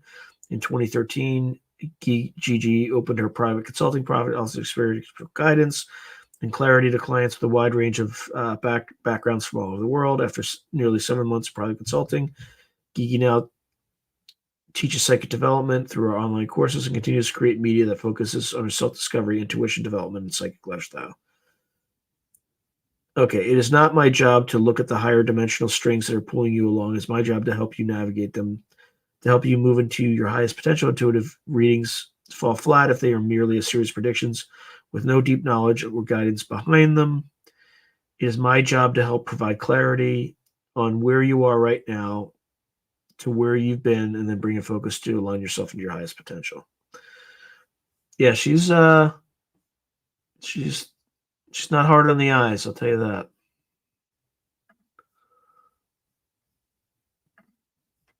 Okay. Let's see. Yeah, I mean it sounds like I could reach out, but I doubt I would get a response. I'm too channel's too small. Yeah, I think that's the problem. That's probably why she could charge some like the highest rates, right?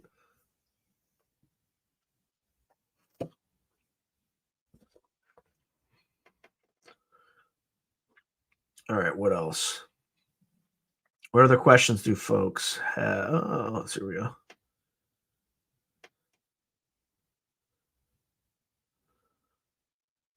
Huh. I'm assuming she still has a YouTube channel.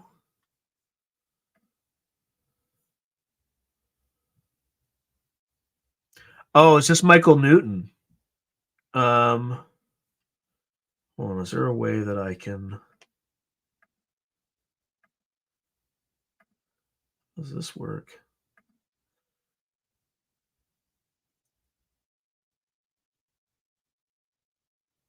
Yeah, I was just talking with somebody the other day about I haven't done any and ND yeah, any NDEs yet, like those sorts of things. I think that could be interesting. I think he's Michael Newton, right? He's like the guy who cataloged, I think, all like first cataloged a lot of this stuff. So let's see, Michael Newton. Um,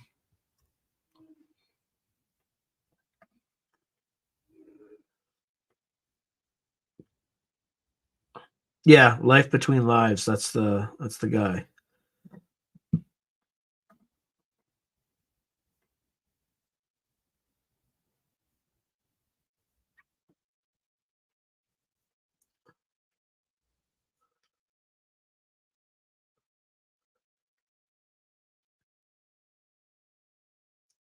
Oh, well, yeah, he's not alive anymore. Like on his website, it says Dr. Michael Newton eulogy tribute. So, I mean, I could try to have him on, but somebody channeled him or something.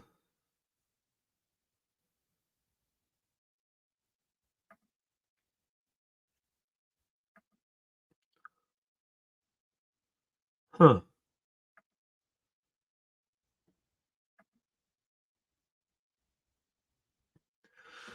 Yeah, if I ever did regression, I would want to explore some dreams that I had as a kid, like some nightmares I had as a kid, like recurring nightmares, but when I was between 5 and 7 years old, just to figure out like what that was. Yeah, thank you, Clint, for watching. I appreciate that. Yeah, but like if you look on the website, it says that there's like a eulogy video at the very bottom. So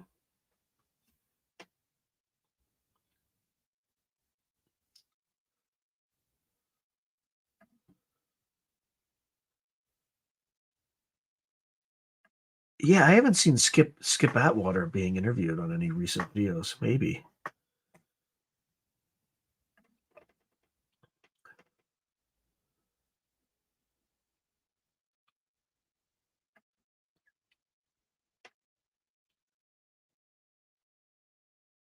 Huh.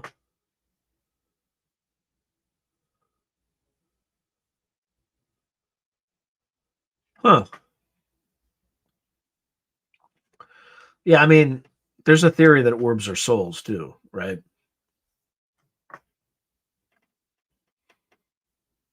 Huh. Yeah, you usually see a lot of them in disasters. Like at Fukushima, they were all over the place too. So it could be, you know, some life form that is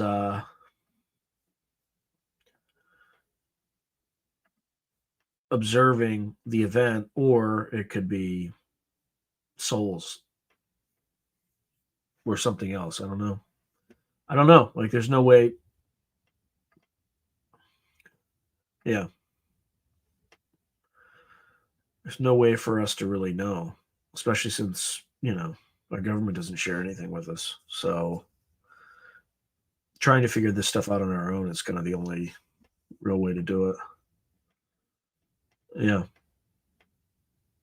because if you look at the Bledsoe orbs, like you can see dogs in them, you can see faces. Like there's a lot of weird, that he has pictures of. Got plenty of like you watch the beginning of my Bledsoe video. Um, you can see a lot of faces and stuff in the orbs that he's recorded.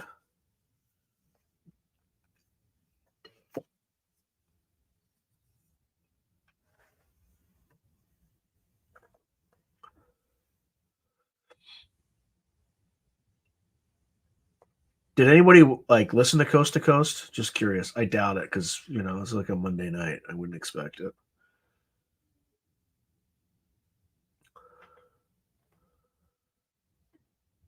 Yeah, could be. Could absolutely be.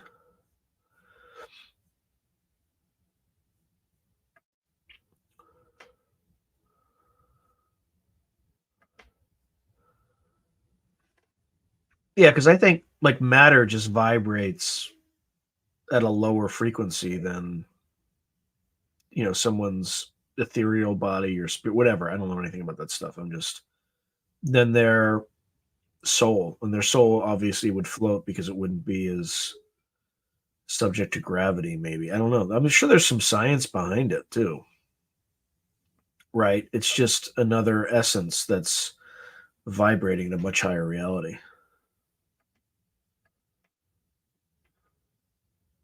Oh, there's a paywall. Yeah, he absolutely is amazing.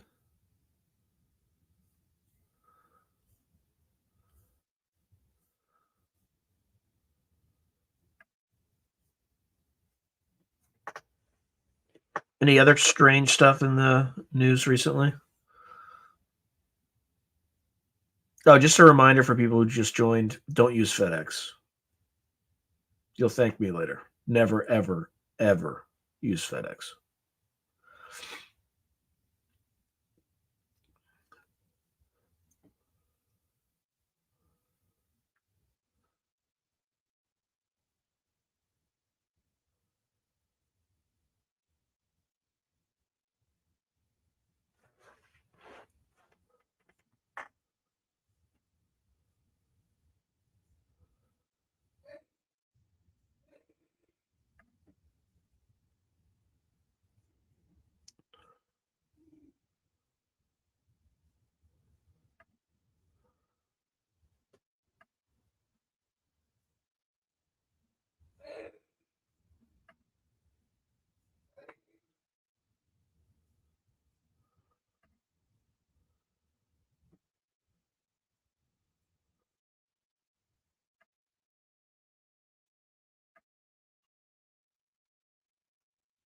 There we go.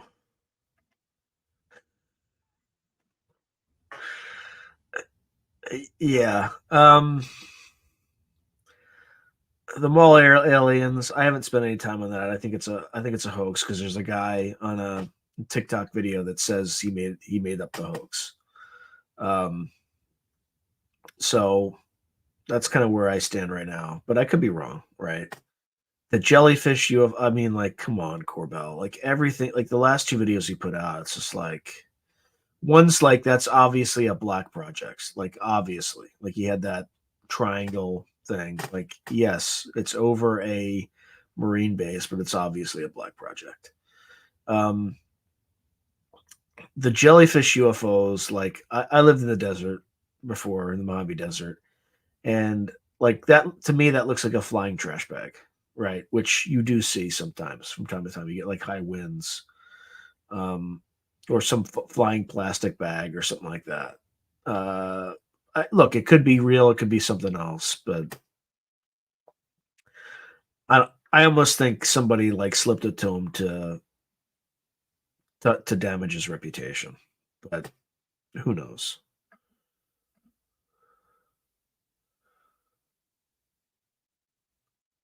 I probably lost the thread. I can't remember what spill it would be would refer to.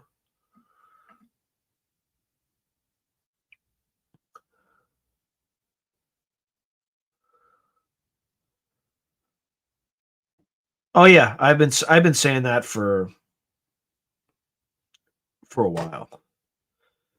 And you can look at my old interviews where I'm interviewing people. I posit that it's time is like a dial on a radio station. Like everything, all the radios are transmitting, or all the radio stations are transmitting simultaneously. You just switch the dial and you move to a different station, right? But the other station's still happening. Um, and that could be what time is. Like the past is just way down on the frequency spectrum, and then you're working your way up to higher frequencies into the future. Again, I have no idea. I'm just an idiot. I'm just kind of yeah. Yeah, a lot of them say that. Is this the tall whites in the desert one? Like that Charles Hall?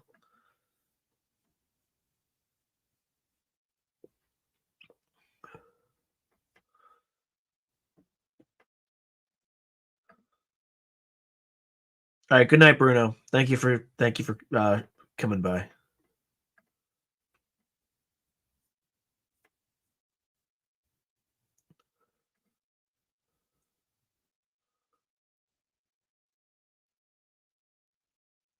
Huh. Interesting. Yeah, I've watched the Charles Hall thing and it doesn't make any sense. Like he's a weather guy. He's supposed to go there. He can talk about whatever he wants. It's not classified. Just don't get close to their children. They'll kill you. Um, mm, it just doesn't pass the sniff test with me. But I again, I could be wrong, right? it just doesn't seem right.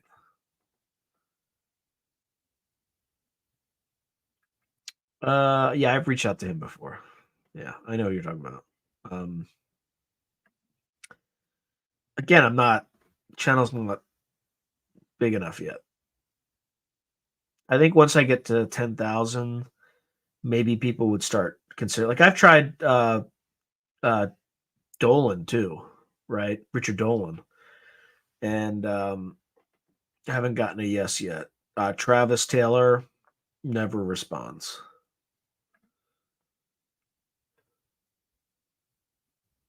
Maybe, but I haven't encountered them anywhere else in terms of the literature. But I don't.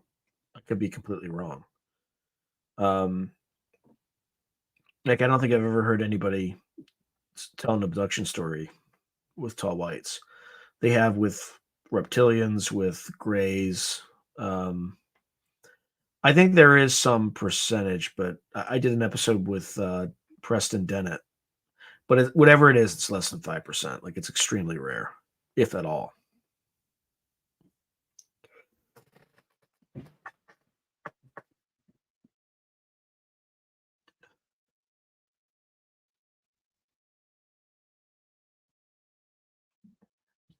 Mm. Oh, by the way, this James Fox, his name wasn't coming to me. That's who you're talking about.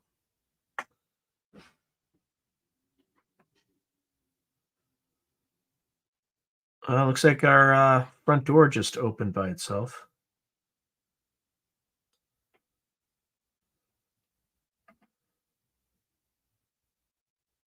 Oh, maybe. Yep.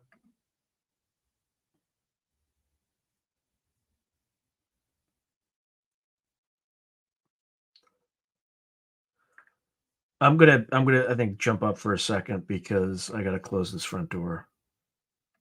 Um, so just bear with me. I'm gonna be right. Let me just put like a banner so that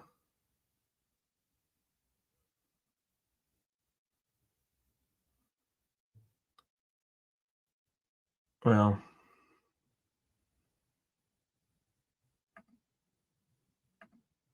yeah, I will be right back. Just give me where is this? Like I can't find anything today. There we go. All right, I will be right back.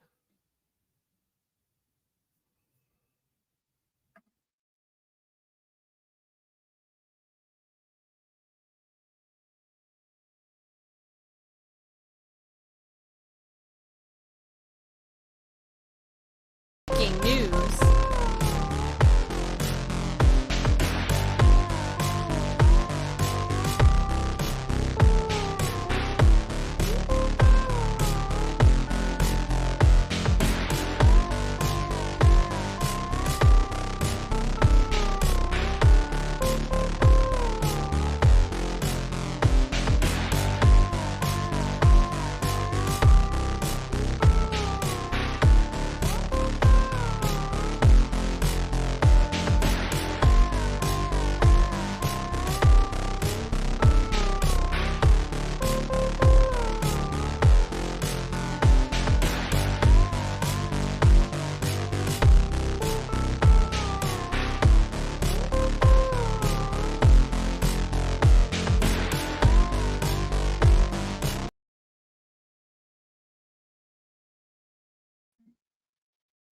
All right. Can you hear me?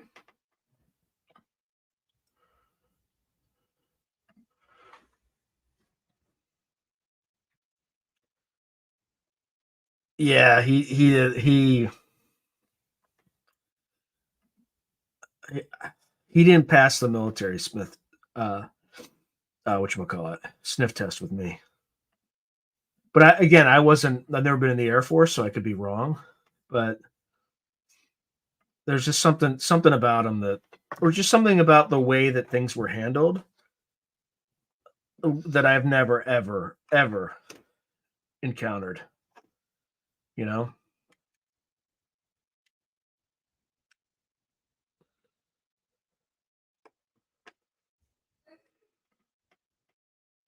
Okay.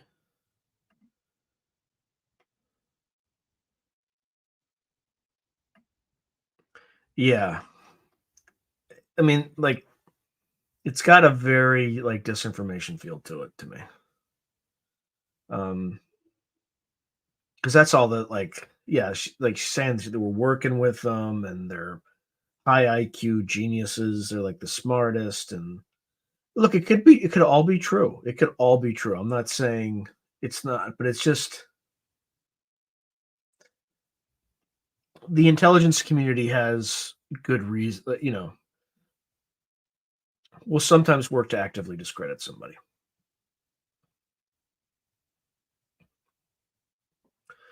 So you just have to be careful. And they are taking a story that was already out there, if that, makes any sense. Um,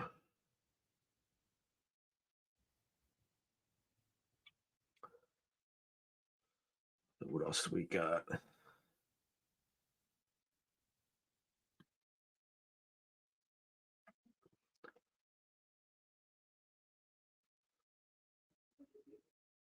Uh, I don't think it was like an ET tall white. I think it was like an entity, like just like a glowing white entity. I may be splitting hairs, but I think there was some difference.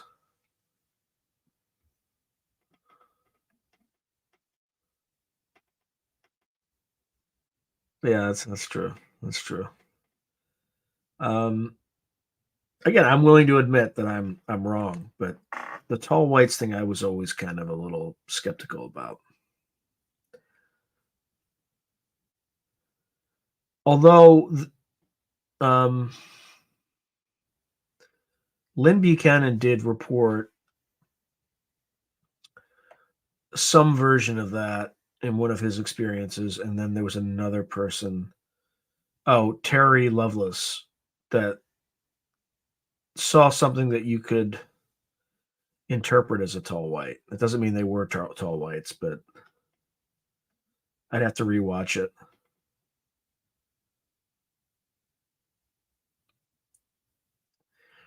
Well, no, those were like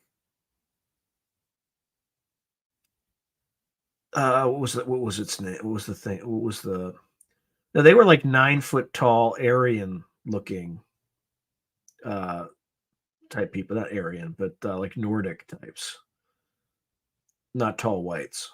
Like tall whites are like chalky white skin, um, big eyes. They're not like the Nordics. What they saw at Mount Shasta were these Nordic like entities. Yeah. No, tall whites are a different thing. They're an entirely different thing. 100% different. Um, the Nordics are commonly seen. Not commonly, but they're probably the second most common if you talk to Preston Dennett. Tall whites are an entirely different thing. Like imagine kind of like a gray sort, or imagine a human that has chalky white skin, is almost hairless, and has larger than normal like black eyes. That's kind of what a tall white might has been described as looking. Whereas Nordics look human. This thing, like those things, don't look human. They're close, but they're off.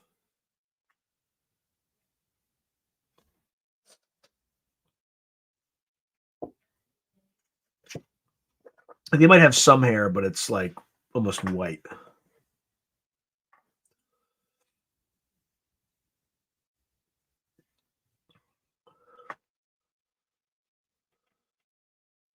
If it's true, right?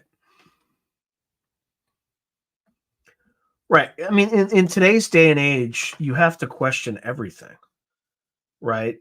Because you have a media that is systematically reporting things that are ceded to them by a government that wants to control you. So a lot of the stuff they report on is complete nonsense. Like it might be real, but it is yeah, I don't know. Um, that might be kind of whatever the lore is or whatever. But unless I have a direct experience, I'm always going to say I don't know. I won't say I don't believe, but I will say I don't know because I don't know. I haven't like seen one or run into one or that I know of or that I consciously remember. Right. Yeah, I watched that episode. Yeah, again, like if you ask Bledsoe, he'll tell you that they're angels or that they're like um not necessarily ETs, right? There's like like I think he's more of an ultra terrestrial type hypothesis. Because the way he describes them, it's very different than other people have described tall whites. It's more like ethereal, more spiritual, um, where the tall whites have been described as like just kind of calculating machines.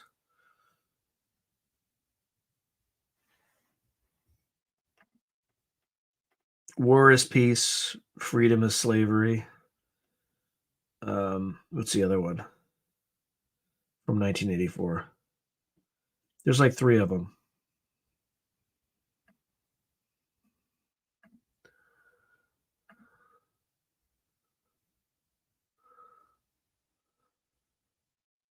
Yeah, there's some creepy stuff going on with that. Yeah, and by the way, the open border in the South is like a huge opportunity for that. Huh. There's like a big gap. There's this, and then there's like nothing.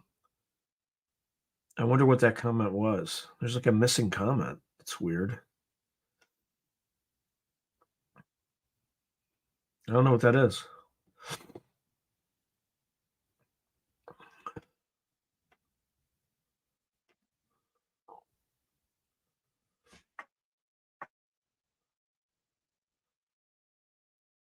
Huh. Never heard of it. It's kind of weird.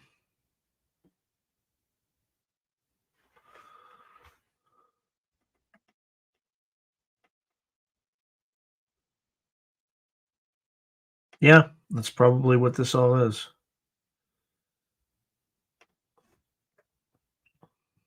Is everybody familiar with the Deagle report? That's that weird report that has like this shows population numbers for different countries. And in 2025, it has it declining by like 75%, particularly for the Western world, um, with no explanation. It just says 2025 massive population declines.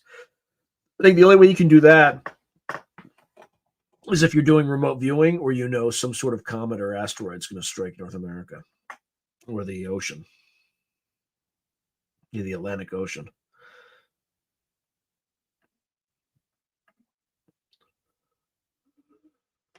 I don't know about the Pacific, just because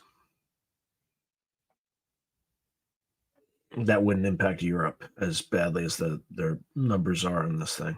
Because Ireland had a decline of like 77%. That was like the worst country in the whole thing.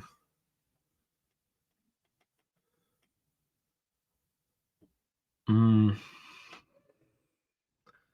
Yeah, well, then if that's a pandemic, then it's a genetically targeted pandemic. Yeah, there's this guy who used to work for the Rockefeller Foundation. He died, but he used to publish this report called the Deagle Report. In fact, let me see. I don't know, it could be just some conspiracy theory or whatever, but I've seen a copy of the report. Um,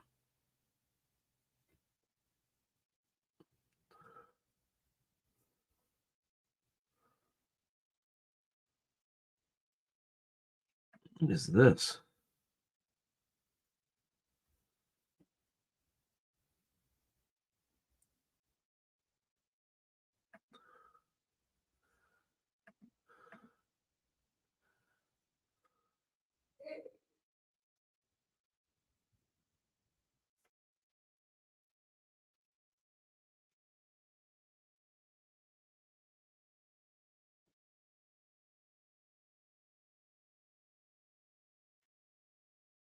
It's a weird report.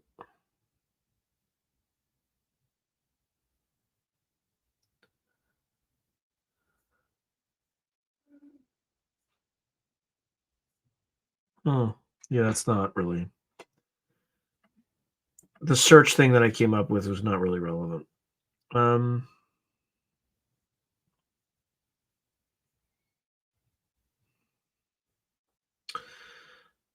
yeah, there's a TikTok version, but I'm not touching that.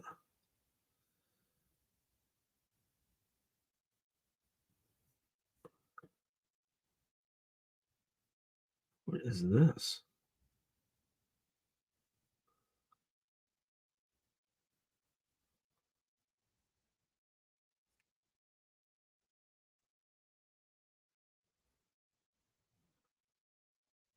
Huh.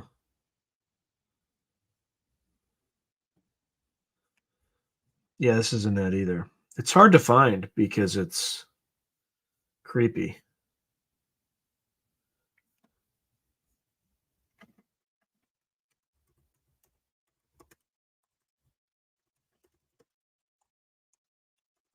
Let's see if I can find something.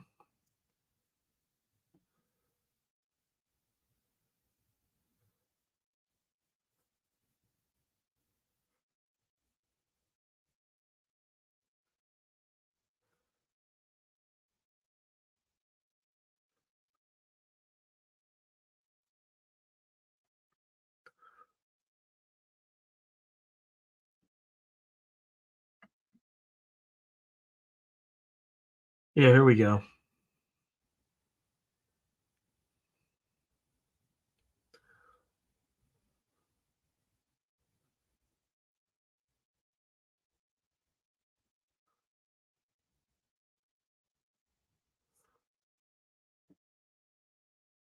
All right, here we go. Um, see if I can share this.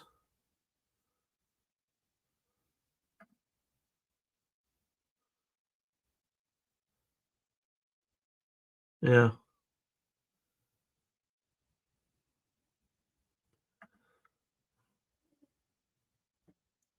Yep. It's possible.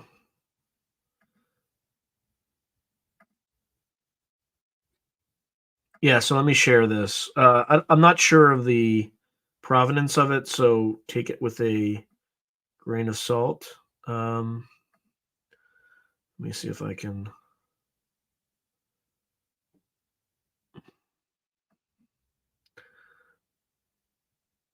This is not what I want.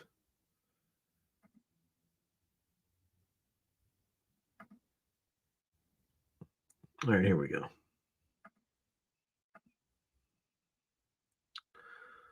Um, all right, I'm assuming you can all see that.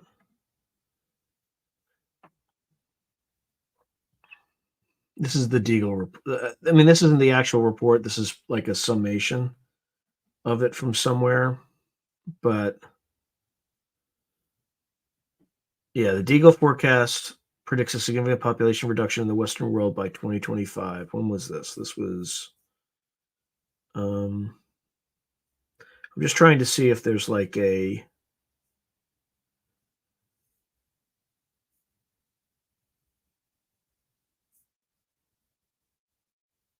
Hmm.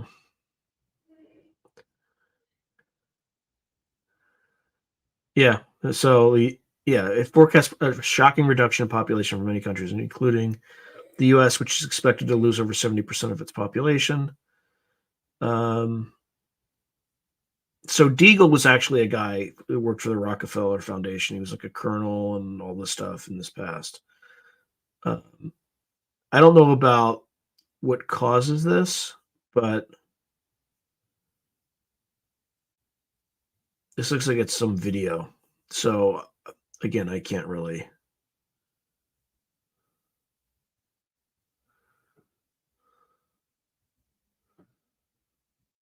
Yeah, it's Edwin Deagle, right?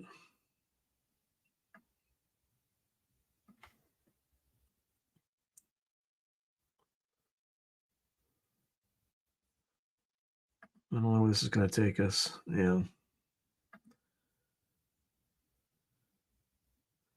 This is probably the most likely scenario that would cause that.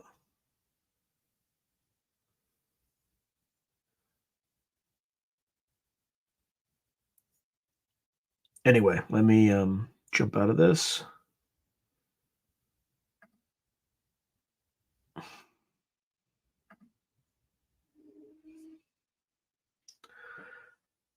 I'd rather just look at the source file, right?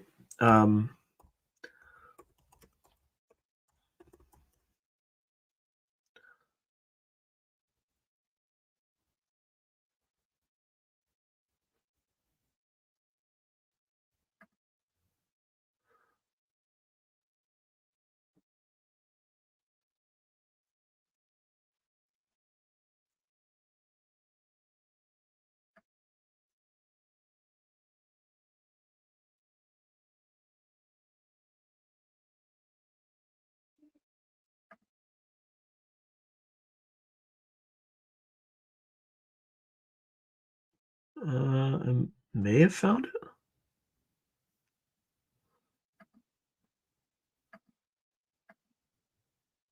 No.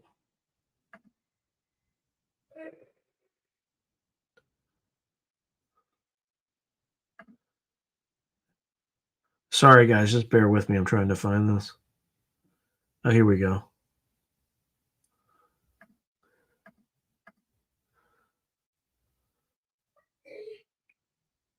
Yeah, I wouldn't be surprised. Yeah, I hope there's peace. I really do. But yeah, this thing, I found it before. So it's just really hard to.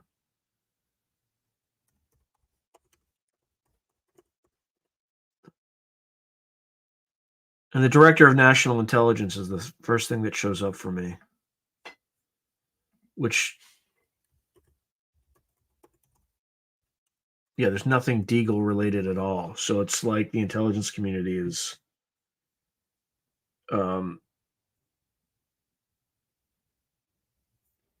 right.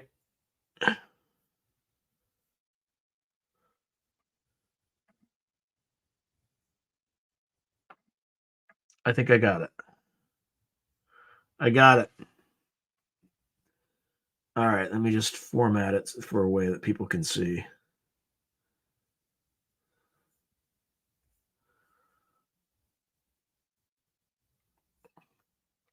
All right.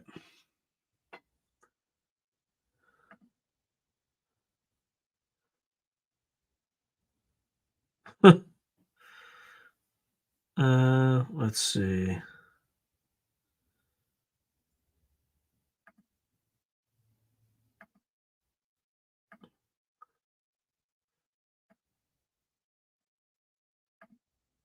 All right. All right. Can you all see that?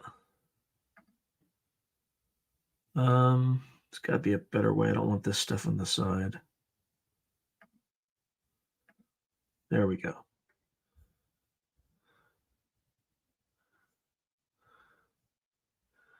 All right. All right. I think that's pretty good. All right. So Bahrain, that's weird. Austria, that's weird. Australia, down pretty badly. Angola, it's like there's no rhyme or reason. This is a population change, right? From 2017 to 2025. Okay.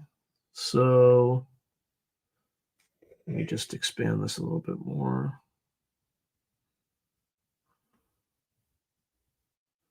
Okay. Sorry, guys. I'm just doing this so that it's a little bit cleaner, so you can see it a little bit better. Okay. All right, here we go. All right, so these are kind of notable. Bahrain is the highest so far. Barbados, Belgium, it's like a 30% decline. Bosnia Herzegovina, -6. Canada, -26%. China, barely impacted. Croatia, -12.5. Cyprus, pretty bad. Denmark, pretty bad. Estonia, not good. France, I mean, almost half their population. Greece, Germany, good Lord. It's like 2/3 of the population of Germany. Iceland, no bueno. I think I've seen higher estimates than this, though. I recall seeing 77% for Ireland, but this is 72%. Look at Kenya. It's growing like a weed. Like Lebanon, why would Lebanon be up by 60%? We got Libya. It's just so precise for something that, like, what causes this? Like, how would you know this? We got Norway, New Zealand, Portugal, Puerto Rico. Good Lord.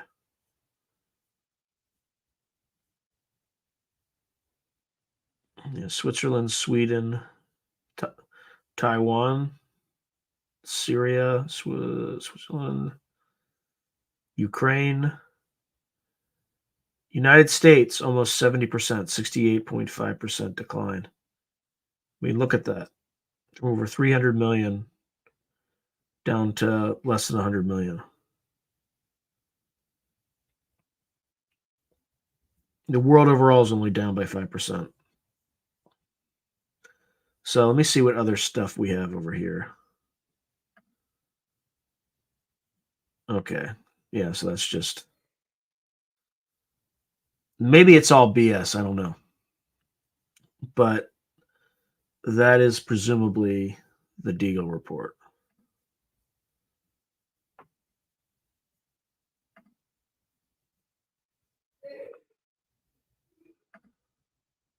I didn't even look at Kazakhstan.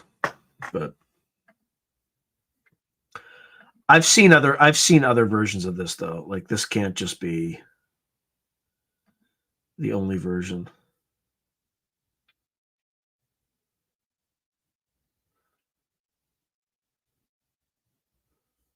Let's see.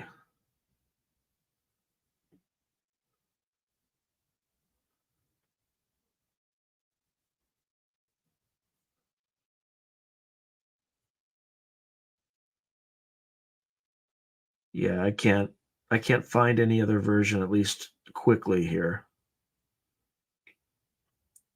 Oh, well, I am definitely not clicking on TikTok, so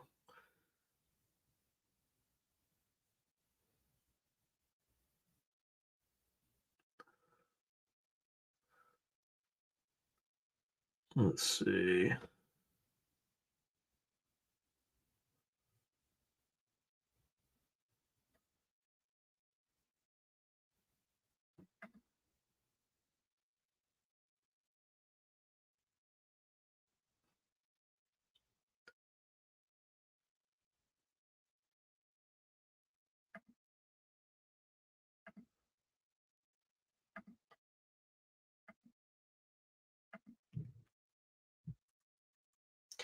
All right, let's see what else we got.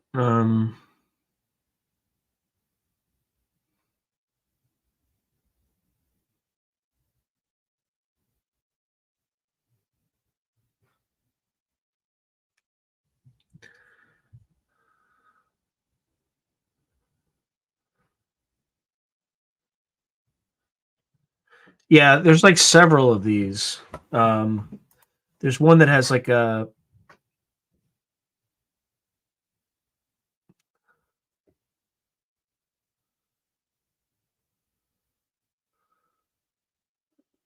huh. Yeah, the United States and this one is like a 78% decline. Again, I'm looking at Reddit now, so God knows.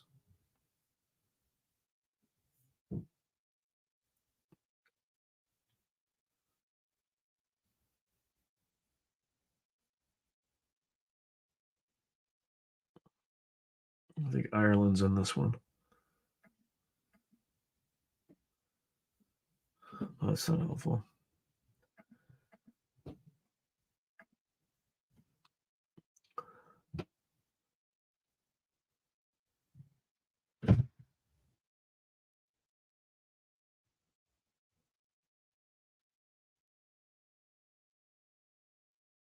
Wow.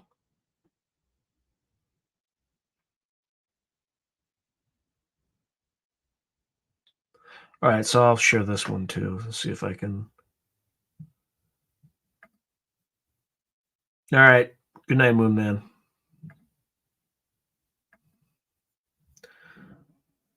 All right, so here's another one. This is from Reddit. I have no idea if this stuff is legit or not. So,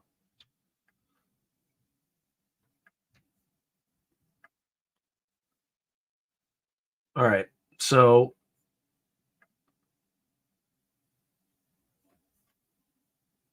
let me clean this one up a little bit.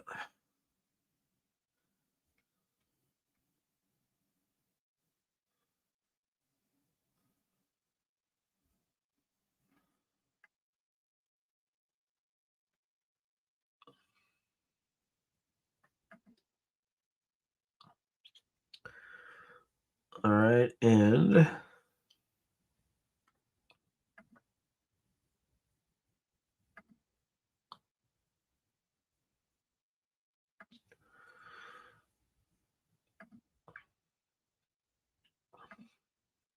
okay.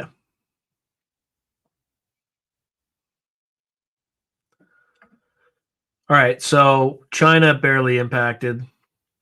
It's down a little bit, but its GDP, moves to according to whatever this is, which I found on Reddit, right? So take it all with a grain of salt. Military expenditures way up. India populations, yeah, it's a little sus. No, China's population should naturally be declining anyway.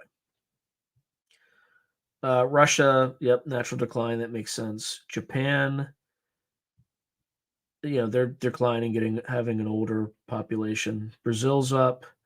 United States goes down massively. GDP is down by 2 trillion. But oddly enough, it's still higher than China. That doesn't pass the sniff test. Oh no. I'm sorry. No. It's GDP is down to 2 trillion. That's not good. Italy, they're down. Yeah. I yes, same thing South Korea, pretty bad. Germany's way down. So I don't know.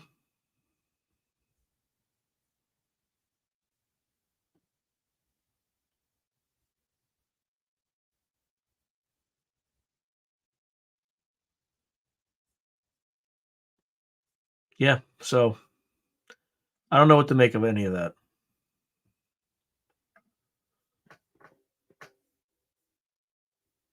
Okay.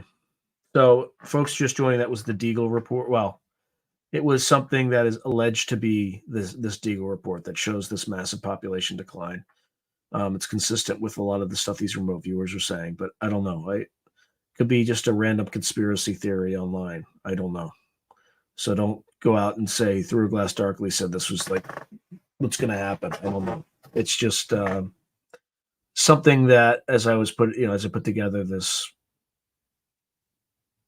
channel, people have mentioned before, and related to Lynn Buchanan's remote viewing of 2020 to 2040.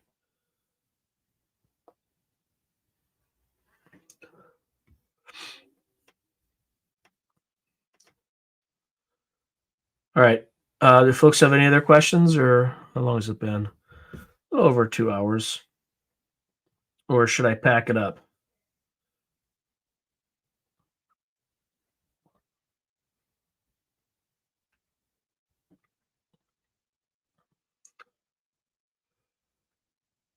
Let's play around with some stuff while I'm waiting for the last question.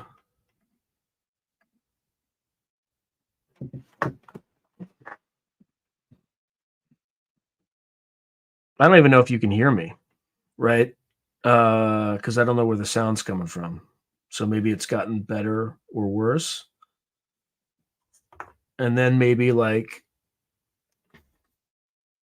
Oh, why does it do that?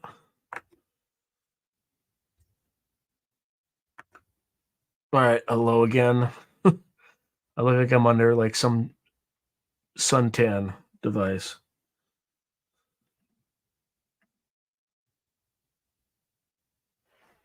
All right.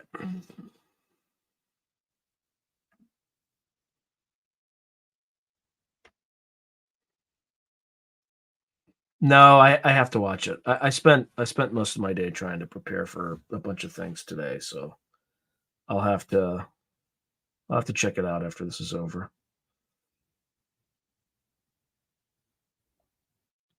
All right, I think if there are no more,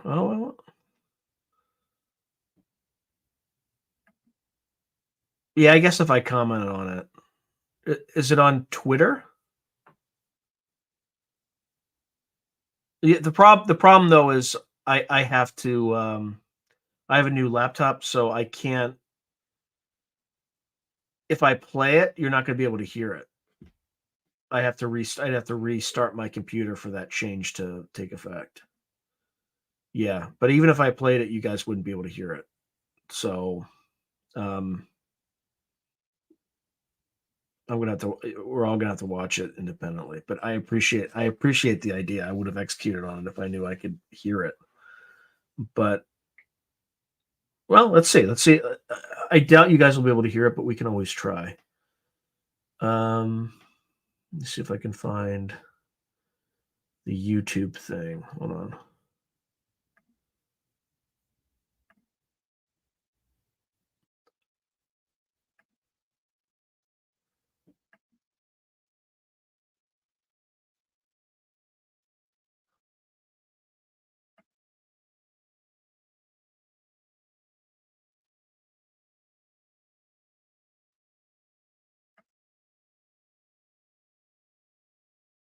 Let's see.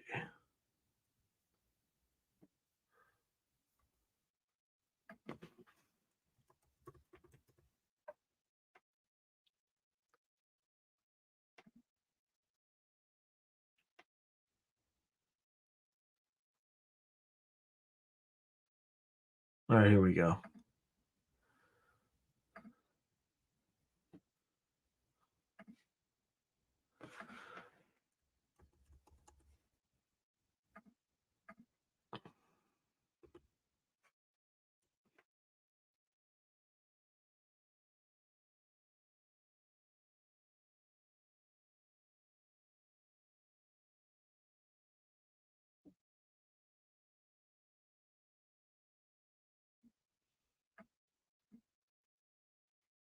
Okay. I don't know if this is going to work, guys.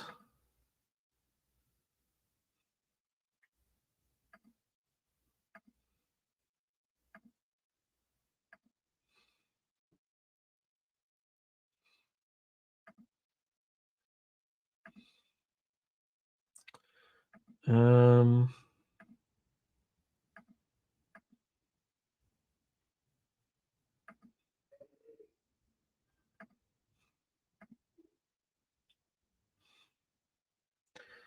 all right, let's see.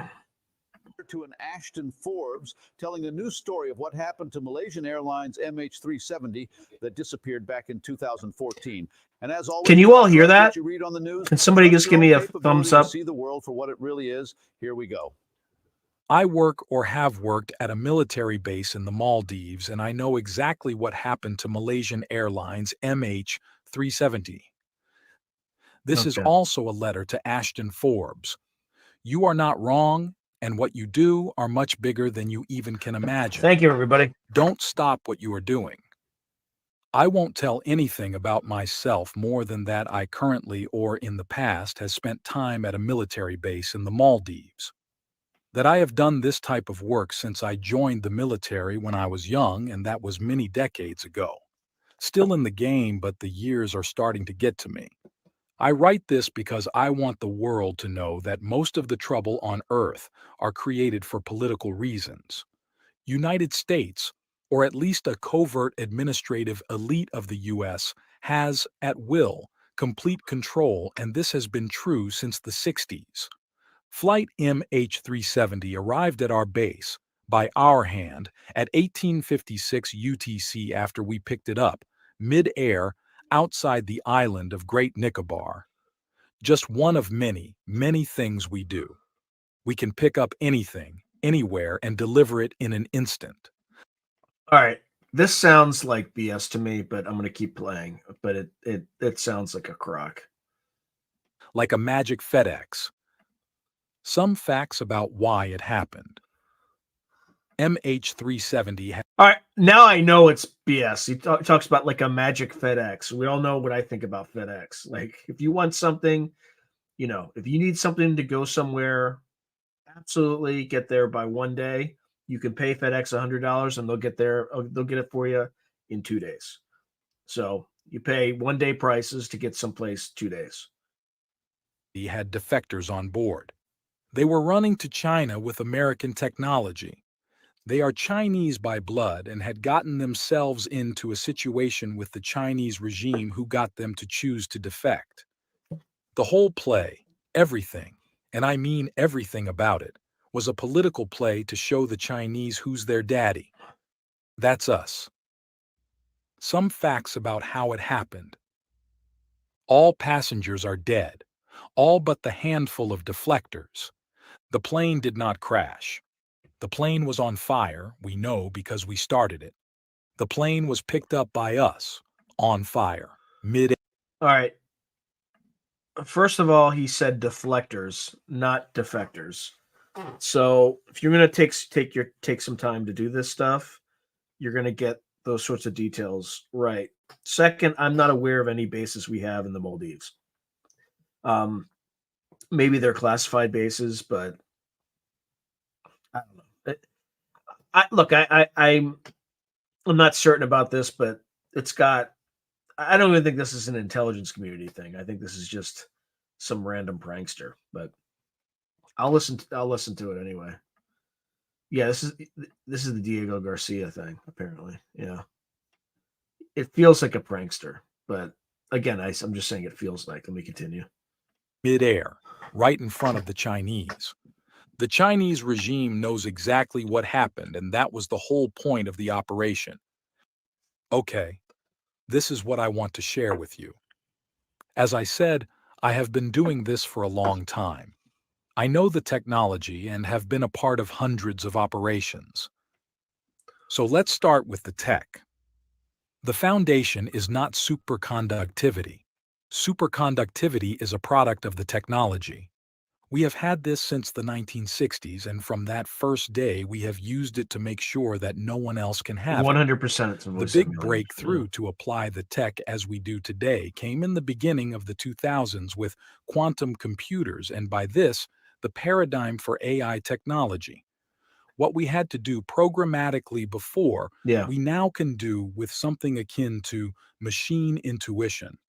This lets us operate in fast-moving environments where event-based logic in linear possible programming that was very limited. They got As it I there, said, what but you have found is not the technology itself, it's just one of many derivatives of the technology. I encourage you to keep on with what you are doing, but you should also be aware that there is a deeper layer that you could focus on instead of the Miami aliens that I see you have been posting about. I will give you some pointers for this at the end of this letter. The products or application you are now working on is correctly based on superconductivity. The number of orbs you've been speculating about is correct. The fourth orb decides where the object ends up. The technology is based on structures, simple and beautiful structures that lets us there use very the well could be unlimited one, power that is Margot, but I everywhere haven't, and step off the outside top of what my I head, I'm would not like to aware of it. describe as perceived reality. In December 2020, retired Israeli security chief said there is a galactic federation. The structure that is used for what you are looking at is a metastructure that creates a low complexity and relative low energy phase transition. The beauty of this technology lies in its elegance and simplicity. The structures are inherently stable and self-regulating, and the earlier challenges to conduct operations were 100% based on the limits of man. With the same technology, just a slightly altered monostructure gives us an infinite power generator that without maintenance can run forever. Combine structures to a meta-product again, and you have the propulsion for a transmedium object moving faster than light. It's the definition of magic. There are endless applications, and the truth is that it would change the world in an instant. But that won't happen. I bet yourself, or at least most of your audience, have heard a version of the story that the aliens are here and they want to bless us with new, clean, and revolutionary technology, but we are a too young and rowdy civilization and would not be able to be responsible enough with the gifts from them.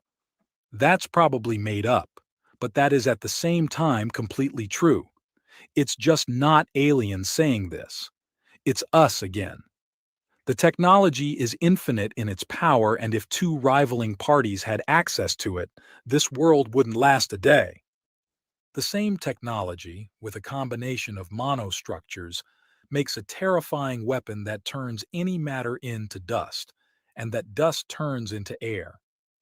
It does not matter if the object is a small bird or an aircraft carrier. It cannot be stopped. It does not miss. And when the object has been hit, the phasing cannot be stopped. Okay, so back to MH370. Yeah, I'm aware of We knew Diego about the Garcia, deflectors as but soon I'm as they still not made their aware of a decision. U.S. base Well in the before that, but Maldives. So I then think they weren't Diego deflectors. Garcia is near the Anyway, Maldives, but we knew south when, of. how, and why back in December, and as we do, we made it into politics. We let them go. We took them back and sent the Chinese a clear message of who is in control. And we did this with a brilliantly produced show that is fit for a Hollywood production. Any good movie has fire, desperation, regret, and drama. And every movie villain should see their plan fall apart. And in really good movies, just when the villain has accepted that the plan has failed, the heroes of the movie steps in and makes it worse. This is what happened. As soon as we knew what plane was the last leg of their journey, we planned and delivered, so the plane was loaded up with lithium-ion batteries, built by us for this occasion. Lithium-ion batteries cannot be put out, has a predictable burn rate, and we made sure that the volume was just right for a long burn that would allow for a full-length show. The Chinese were following the plane since it was on the tarmac and got to see their most close-to-success operation go up in flames. And just as all hope was lost, we made it worse. Right in front of their eyes, 2 hours and 13 minutes in, they saw the plane get phased out of there by the same technology they were trying to get access to. And 5 days later, the Chinese officially made a gesture of submissiveness by publishing a frame from the satellite of the phase moment via the State Administration for Science. The publishing was talked about in American newspapers as a possible debris field. But when you know what you are looking at, it's clear what the frame shows. The aftermath. During the 5 days after the show, the Chinese found out about the batteries, that we both made and placed them on the plane. They accepted that we have been playing with them the whole time and at the same time could accept that the people they had convinced to deflect did what they wanted. It was us that stopped them. The deflectors had a good corrective experience when it comes to staying loyal and were back on the job as usual, but with a new understanding both of their importance. This is 100% a fake. 100%. Anybody who consistently uses the term deflectors, in fact, it might be a foreign actor that came up with this. It doesn't, English is not necessarily a first language, but anybody who is this, is this deep and immersed in the intelligence community or in Diego Garcia or has spent any time in that world would not make that mistake. That is not a mistake you make. I mean, once, yeah, it could be a typo, but over and over and over again, this isn't a real story. But I'll keep playing it because it's it's a interesting yarn. Importance and the consequences of their actions. What was nothing more than another Friday at the office for the administrative elite, 200 people had the most confusing death experience you could imagine. 1,500 people lived a tragedy, losing family members in a mystery, and 10,000s spent months searching and millions speculating for years. Then in 2014, military footage of the event got published on YouTube. Not our problem. The person responsible for the leak was identified and taken care of. Not by us, not our problem. Then came you. Hi, Ashton. Impressive. This is what I want to leave you with. There was a guest on the Joe Rogan podcast that was talking about sacred geometry and some new technology his friends had discovered on some island somewhere. He did record another episode, but it never been published. Doesn't the wording sacred geometry remind you of something? If you choose to spend time on this, which I think you should instead of mall aliens, keep in mind that your case is one product of the technology. What There happens you on go. the other Sacred island, geometry. you will There you go. understand this if you pursue it, is another more rudimentary product. What if those in combination could lead you on the right path to the actual technology? The gray bearded man is the key, and he probably has no idea that he is. Finally, I want to say this. How do you defeat someone who can turn skyscrapers to dust, completely erase whole neighborhoods in an afternoon, and steal a burning Boeing 777 midair? Someone who, when needed, has the complete control of all media and crafts the perception of events and has most of humanity eating from its hands. After almost a full life in their service, I think I know the answer. You talk about them, and you don't stop talking.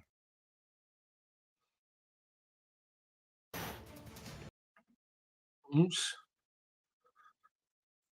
This is killing me. Okay.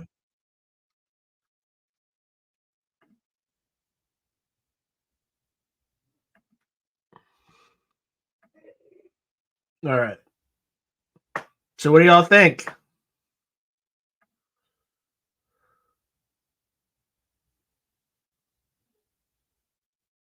Huh.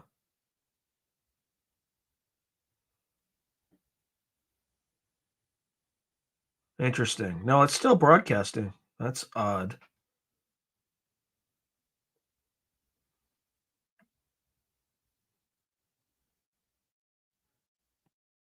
No, maybe it was just because it went to the started playing like CNN or something.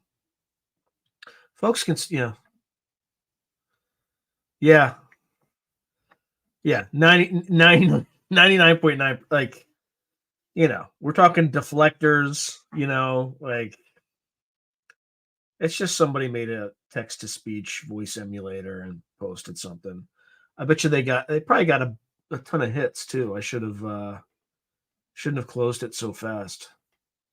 Maybe I still have the link. Yeah, I do. I'm just curious what the hits are.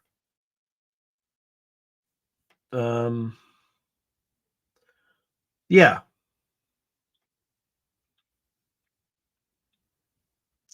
Yeah, it's like a 60 subscriber YouTube account that got 1,700 views in one day. That's what's going on there. Like that's a really good way to juice up your YouTube channel. Look, I interviewed the guy and I got like 1,700 views on the video in like the first day or something like that. Like people are really into it. So somebody just capitalized off of that. Especially since the channel's called like Really Creepy Stories or something like that. So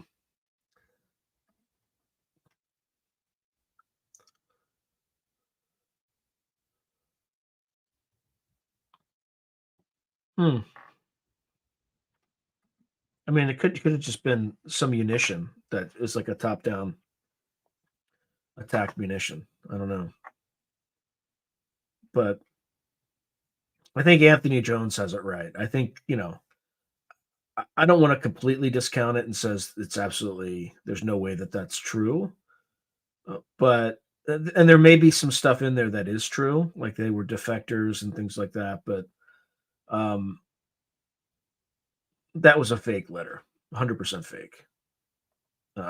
You wouldn't make that mistake. Deflectors and this, like somebody just hastily did it as a prank is my guess. Like, will this be funny? Let's see if we can mess with this whole thing. So it was an attempt at trolling, in my opinion. Especially someone who's tired of the mall aliens story, which I don't know why this stuff is happening. I think people are just, it's in the news, and so they're trying to take advantage of it and get attention and gin up their TikTok account. This is what Colonel Nell described as mimetic. Not described, he didn't describe it, but was on a slide at the Soul Foundation as a mimetic virus. Like this is like people create memes and folks start to believe them and start to act accordingly. So like the Miami Mall thing is an example of a mimetic virus. I don't think anything happened there. I think it was just a riot. And I think somebody wanted to get some clout on his TikTok account. And that's effectively what happened. And I think the guy even got on TikTok and said, I don't know why you guys are all tripping. All these alien people, right? I just made it up. So, look, I could be wrong. I reserve the right to eat crow if I'm wrong, but I doubt it.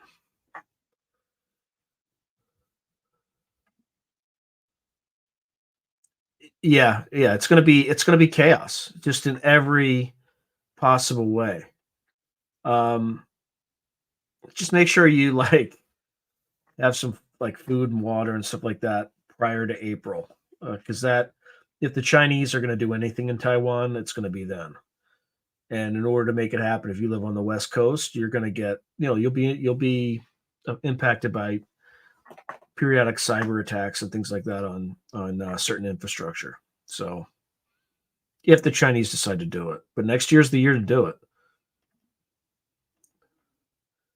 Yeah. Giant jellyfish, right. Well, here's the thing about elections. Like, we're not the only ones who have elections. So this year, there are 76 countries comprising 4.2 billion people. So half the human population is going to be in a country where there's an election this year. It is the largest number of elections in history. So there's like embedded global instability when you talk about political instability. Like, it's bad enough here, but like Russia and Ukraine have elections on March 17th on the same day, right? Well, Putin, I really don't have to worry about because Putin's going to win by 99.9%. He's removing candidates from ballots like we are in the United States.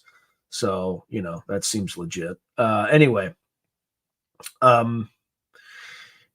and then you have the Taiwan election, the Taiwanese election on January 13th. So in 3 days, I think, right?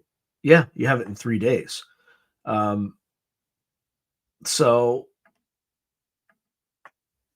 the Chinese are already flying spy balloons over key areas in Taiwan, and they're going farther than they ever have. As early as January 3rd. And then Xi made comments on New Year's saying that reunification with Taiwan is inevitable. There are senior state officials in China saying that, make sure you make the right decision in this election. The right decision, which means that they don't want the DPP party to win, the Democratic Progressive Party in Taiwan. They probably want the KMT, the Kuomintang or whatever, Kuomintang party to win. So, which is a little bit more friendly to China, which is odd because that's like, I think it was created by Chiang Kai-shek, right, who did not get along with Mao, who fled to Taiwan after losing in the Civil War, the Chinese Civil War. So, yeah, we'll see. Hopefully nothing happens. I'm praying that nothing happens.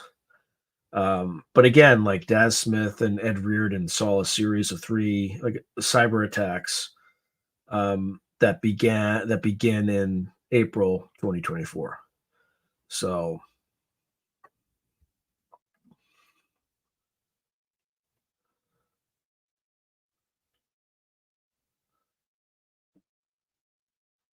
yeah, I'm not gonna touch the C word, but uh you see Fauci, like he's like changing definitions about what gain of function is and doing all this stuff. Like the the people in power are like, we really don't deserve them. We really don't deserve this level of like lying and incompetence and like self-dealing. Like it's just,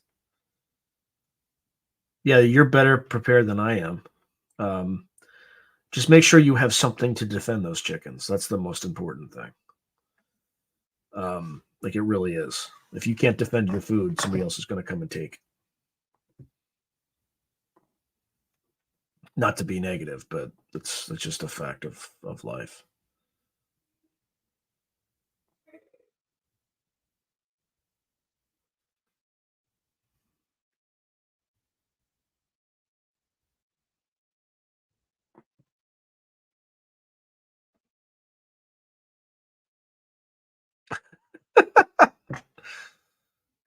Yeah, it's unbelievable. Like that.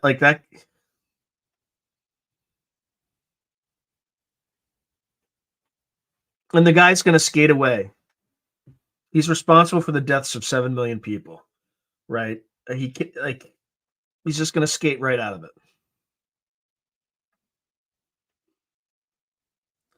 Yeah, very important. And you're in like I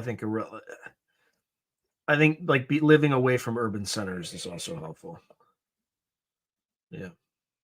By the way, I was asked that on Coast to Coast. Like, what would you do to prepare for? Because we talked about Lynn Buchanan and all that stuff. Like, what would you do to prepare? And the first answer was like location, location, location. Go to the mountains or someplace where there's not a lot of people. And then the second was make sure that location is near a well of some sort where you have access to water. And then the third thing is, make sure that you are able to defend what you have at that location. And then the fourth thing is obviously some non-perishable food supplies that can last some period of time, as well as seeds, in case you need to last for a little bit longer. But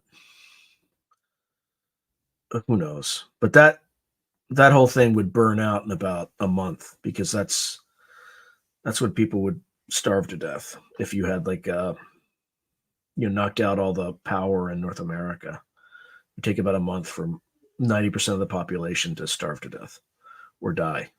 So anyway, sorry, I don't mean to be like super cheery, but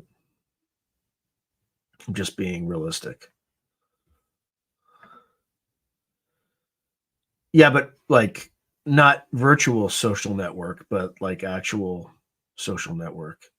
Yeah, I'm screwed. I live out in California. I'm screwed. But my family on the East Coast will probably be fine, because their social network will be fine. Out here, it's like every man for himself.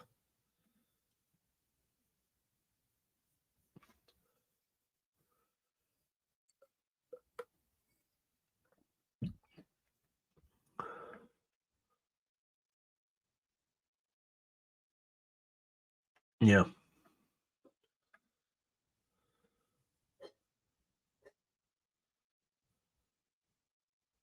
Yeah. But so did like closing schools for a year and a half. That seemed implausible too until it happened. So keep in mind, look, I'm not saying this is going to happen, and I hope it doesn't, right? I really hope it doesn't, because I'm not prepared for it. I'm just not like, how could you prepare for something like that? Right. There's some things you could do, but, and then the thing is, would you want to survive in that sort of environment? And, because it'd be rough living for a few years. And then you might have, Chinese soldiers coming over and other other countries taking advantage of the situation to help.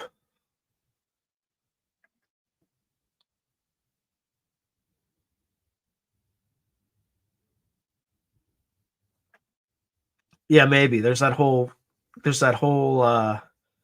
narrative that the UFOs come and save some people. So I don't know.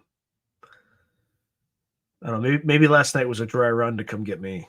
Maybe, or or it was just a helicopter. I don't know. I don't know. So, all right, I should probably pack it up. It's almost been 3 hours. So, if there's any last questions, I could give it another minute, and then I'll cut myself loose, play some music.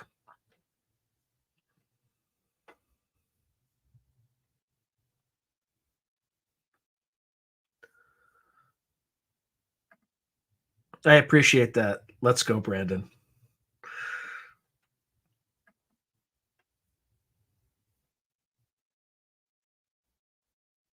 All right, we got about 30 seconds.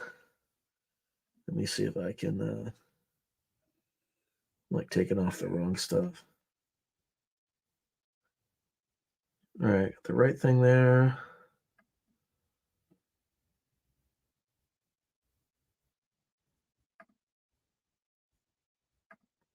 Thank you, Anthony. Good night. And thank you for watching, and thank you for allowing me the test with the multiple camera angles that is still kind of messed up. You have no idea how painful just getting the right chords and this and that. It was just a mess. So good night, everyone. Thank you, and be well.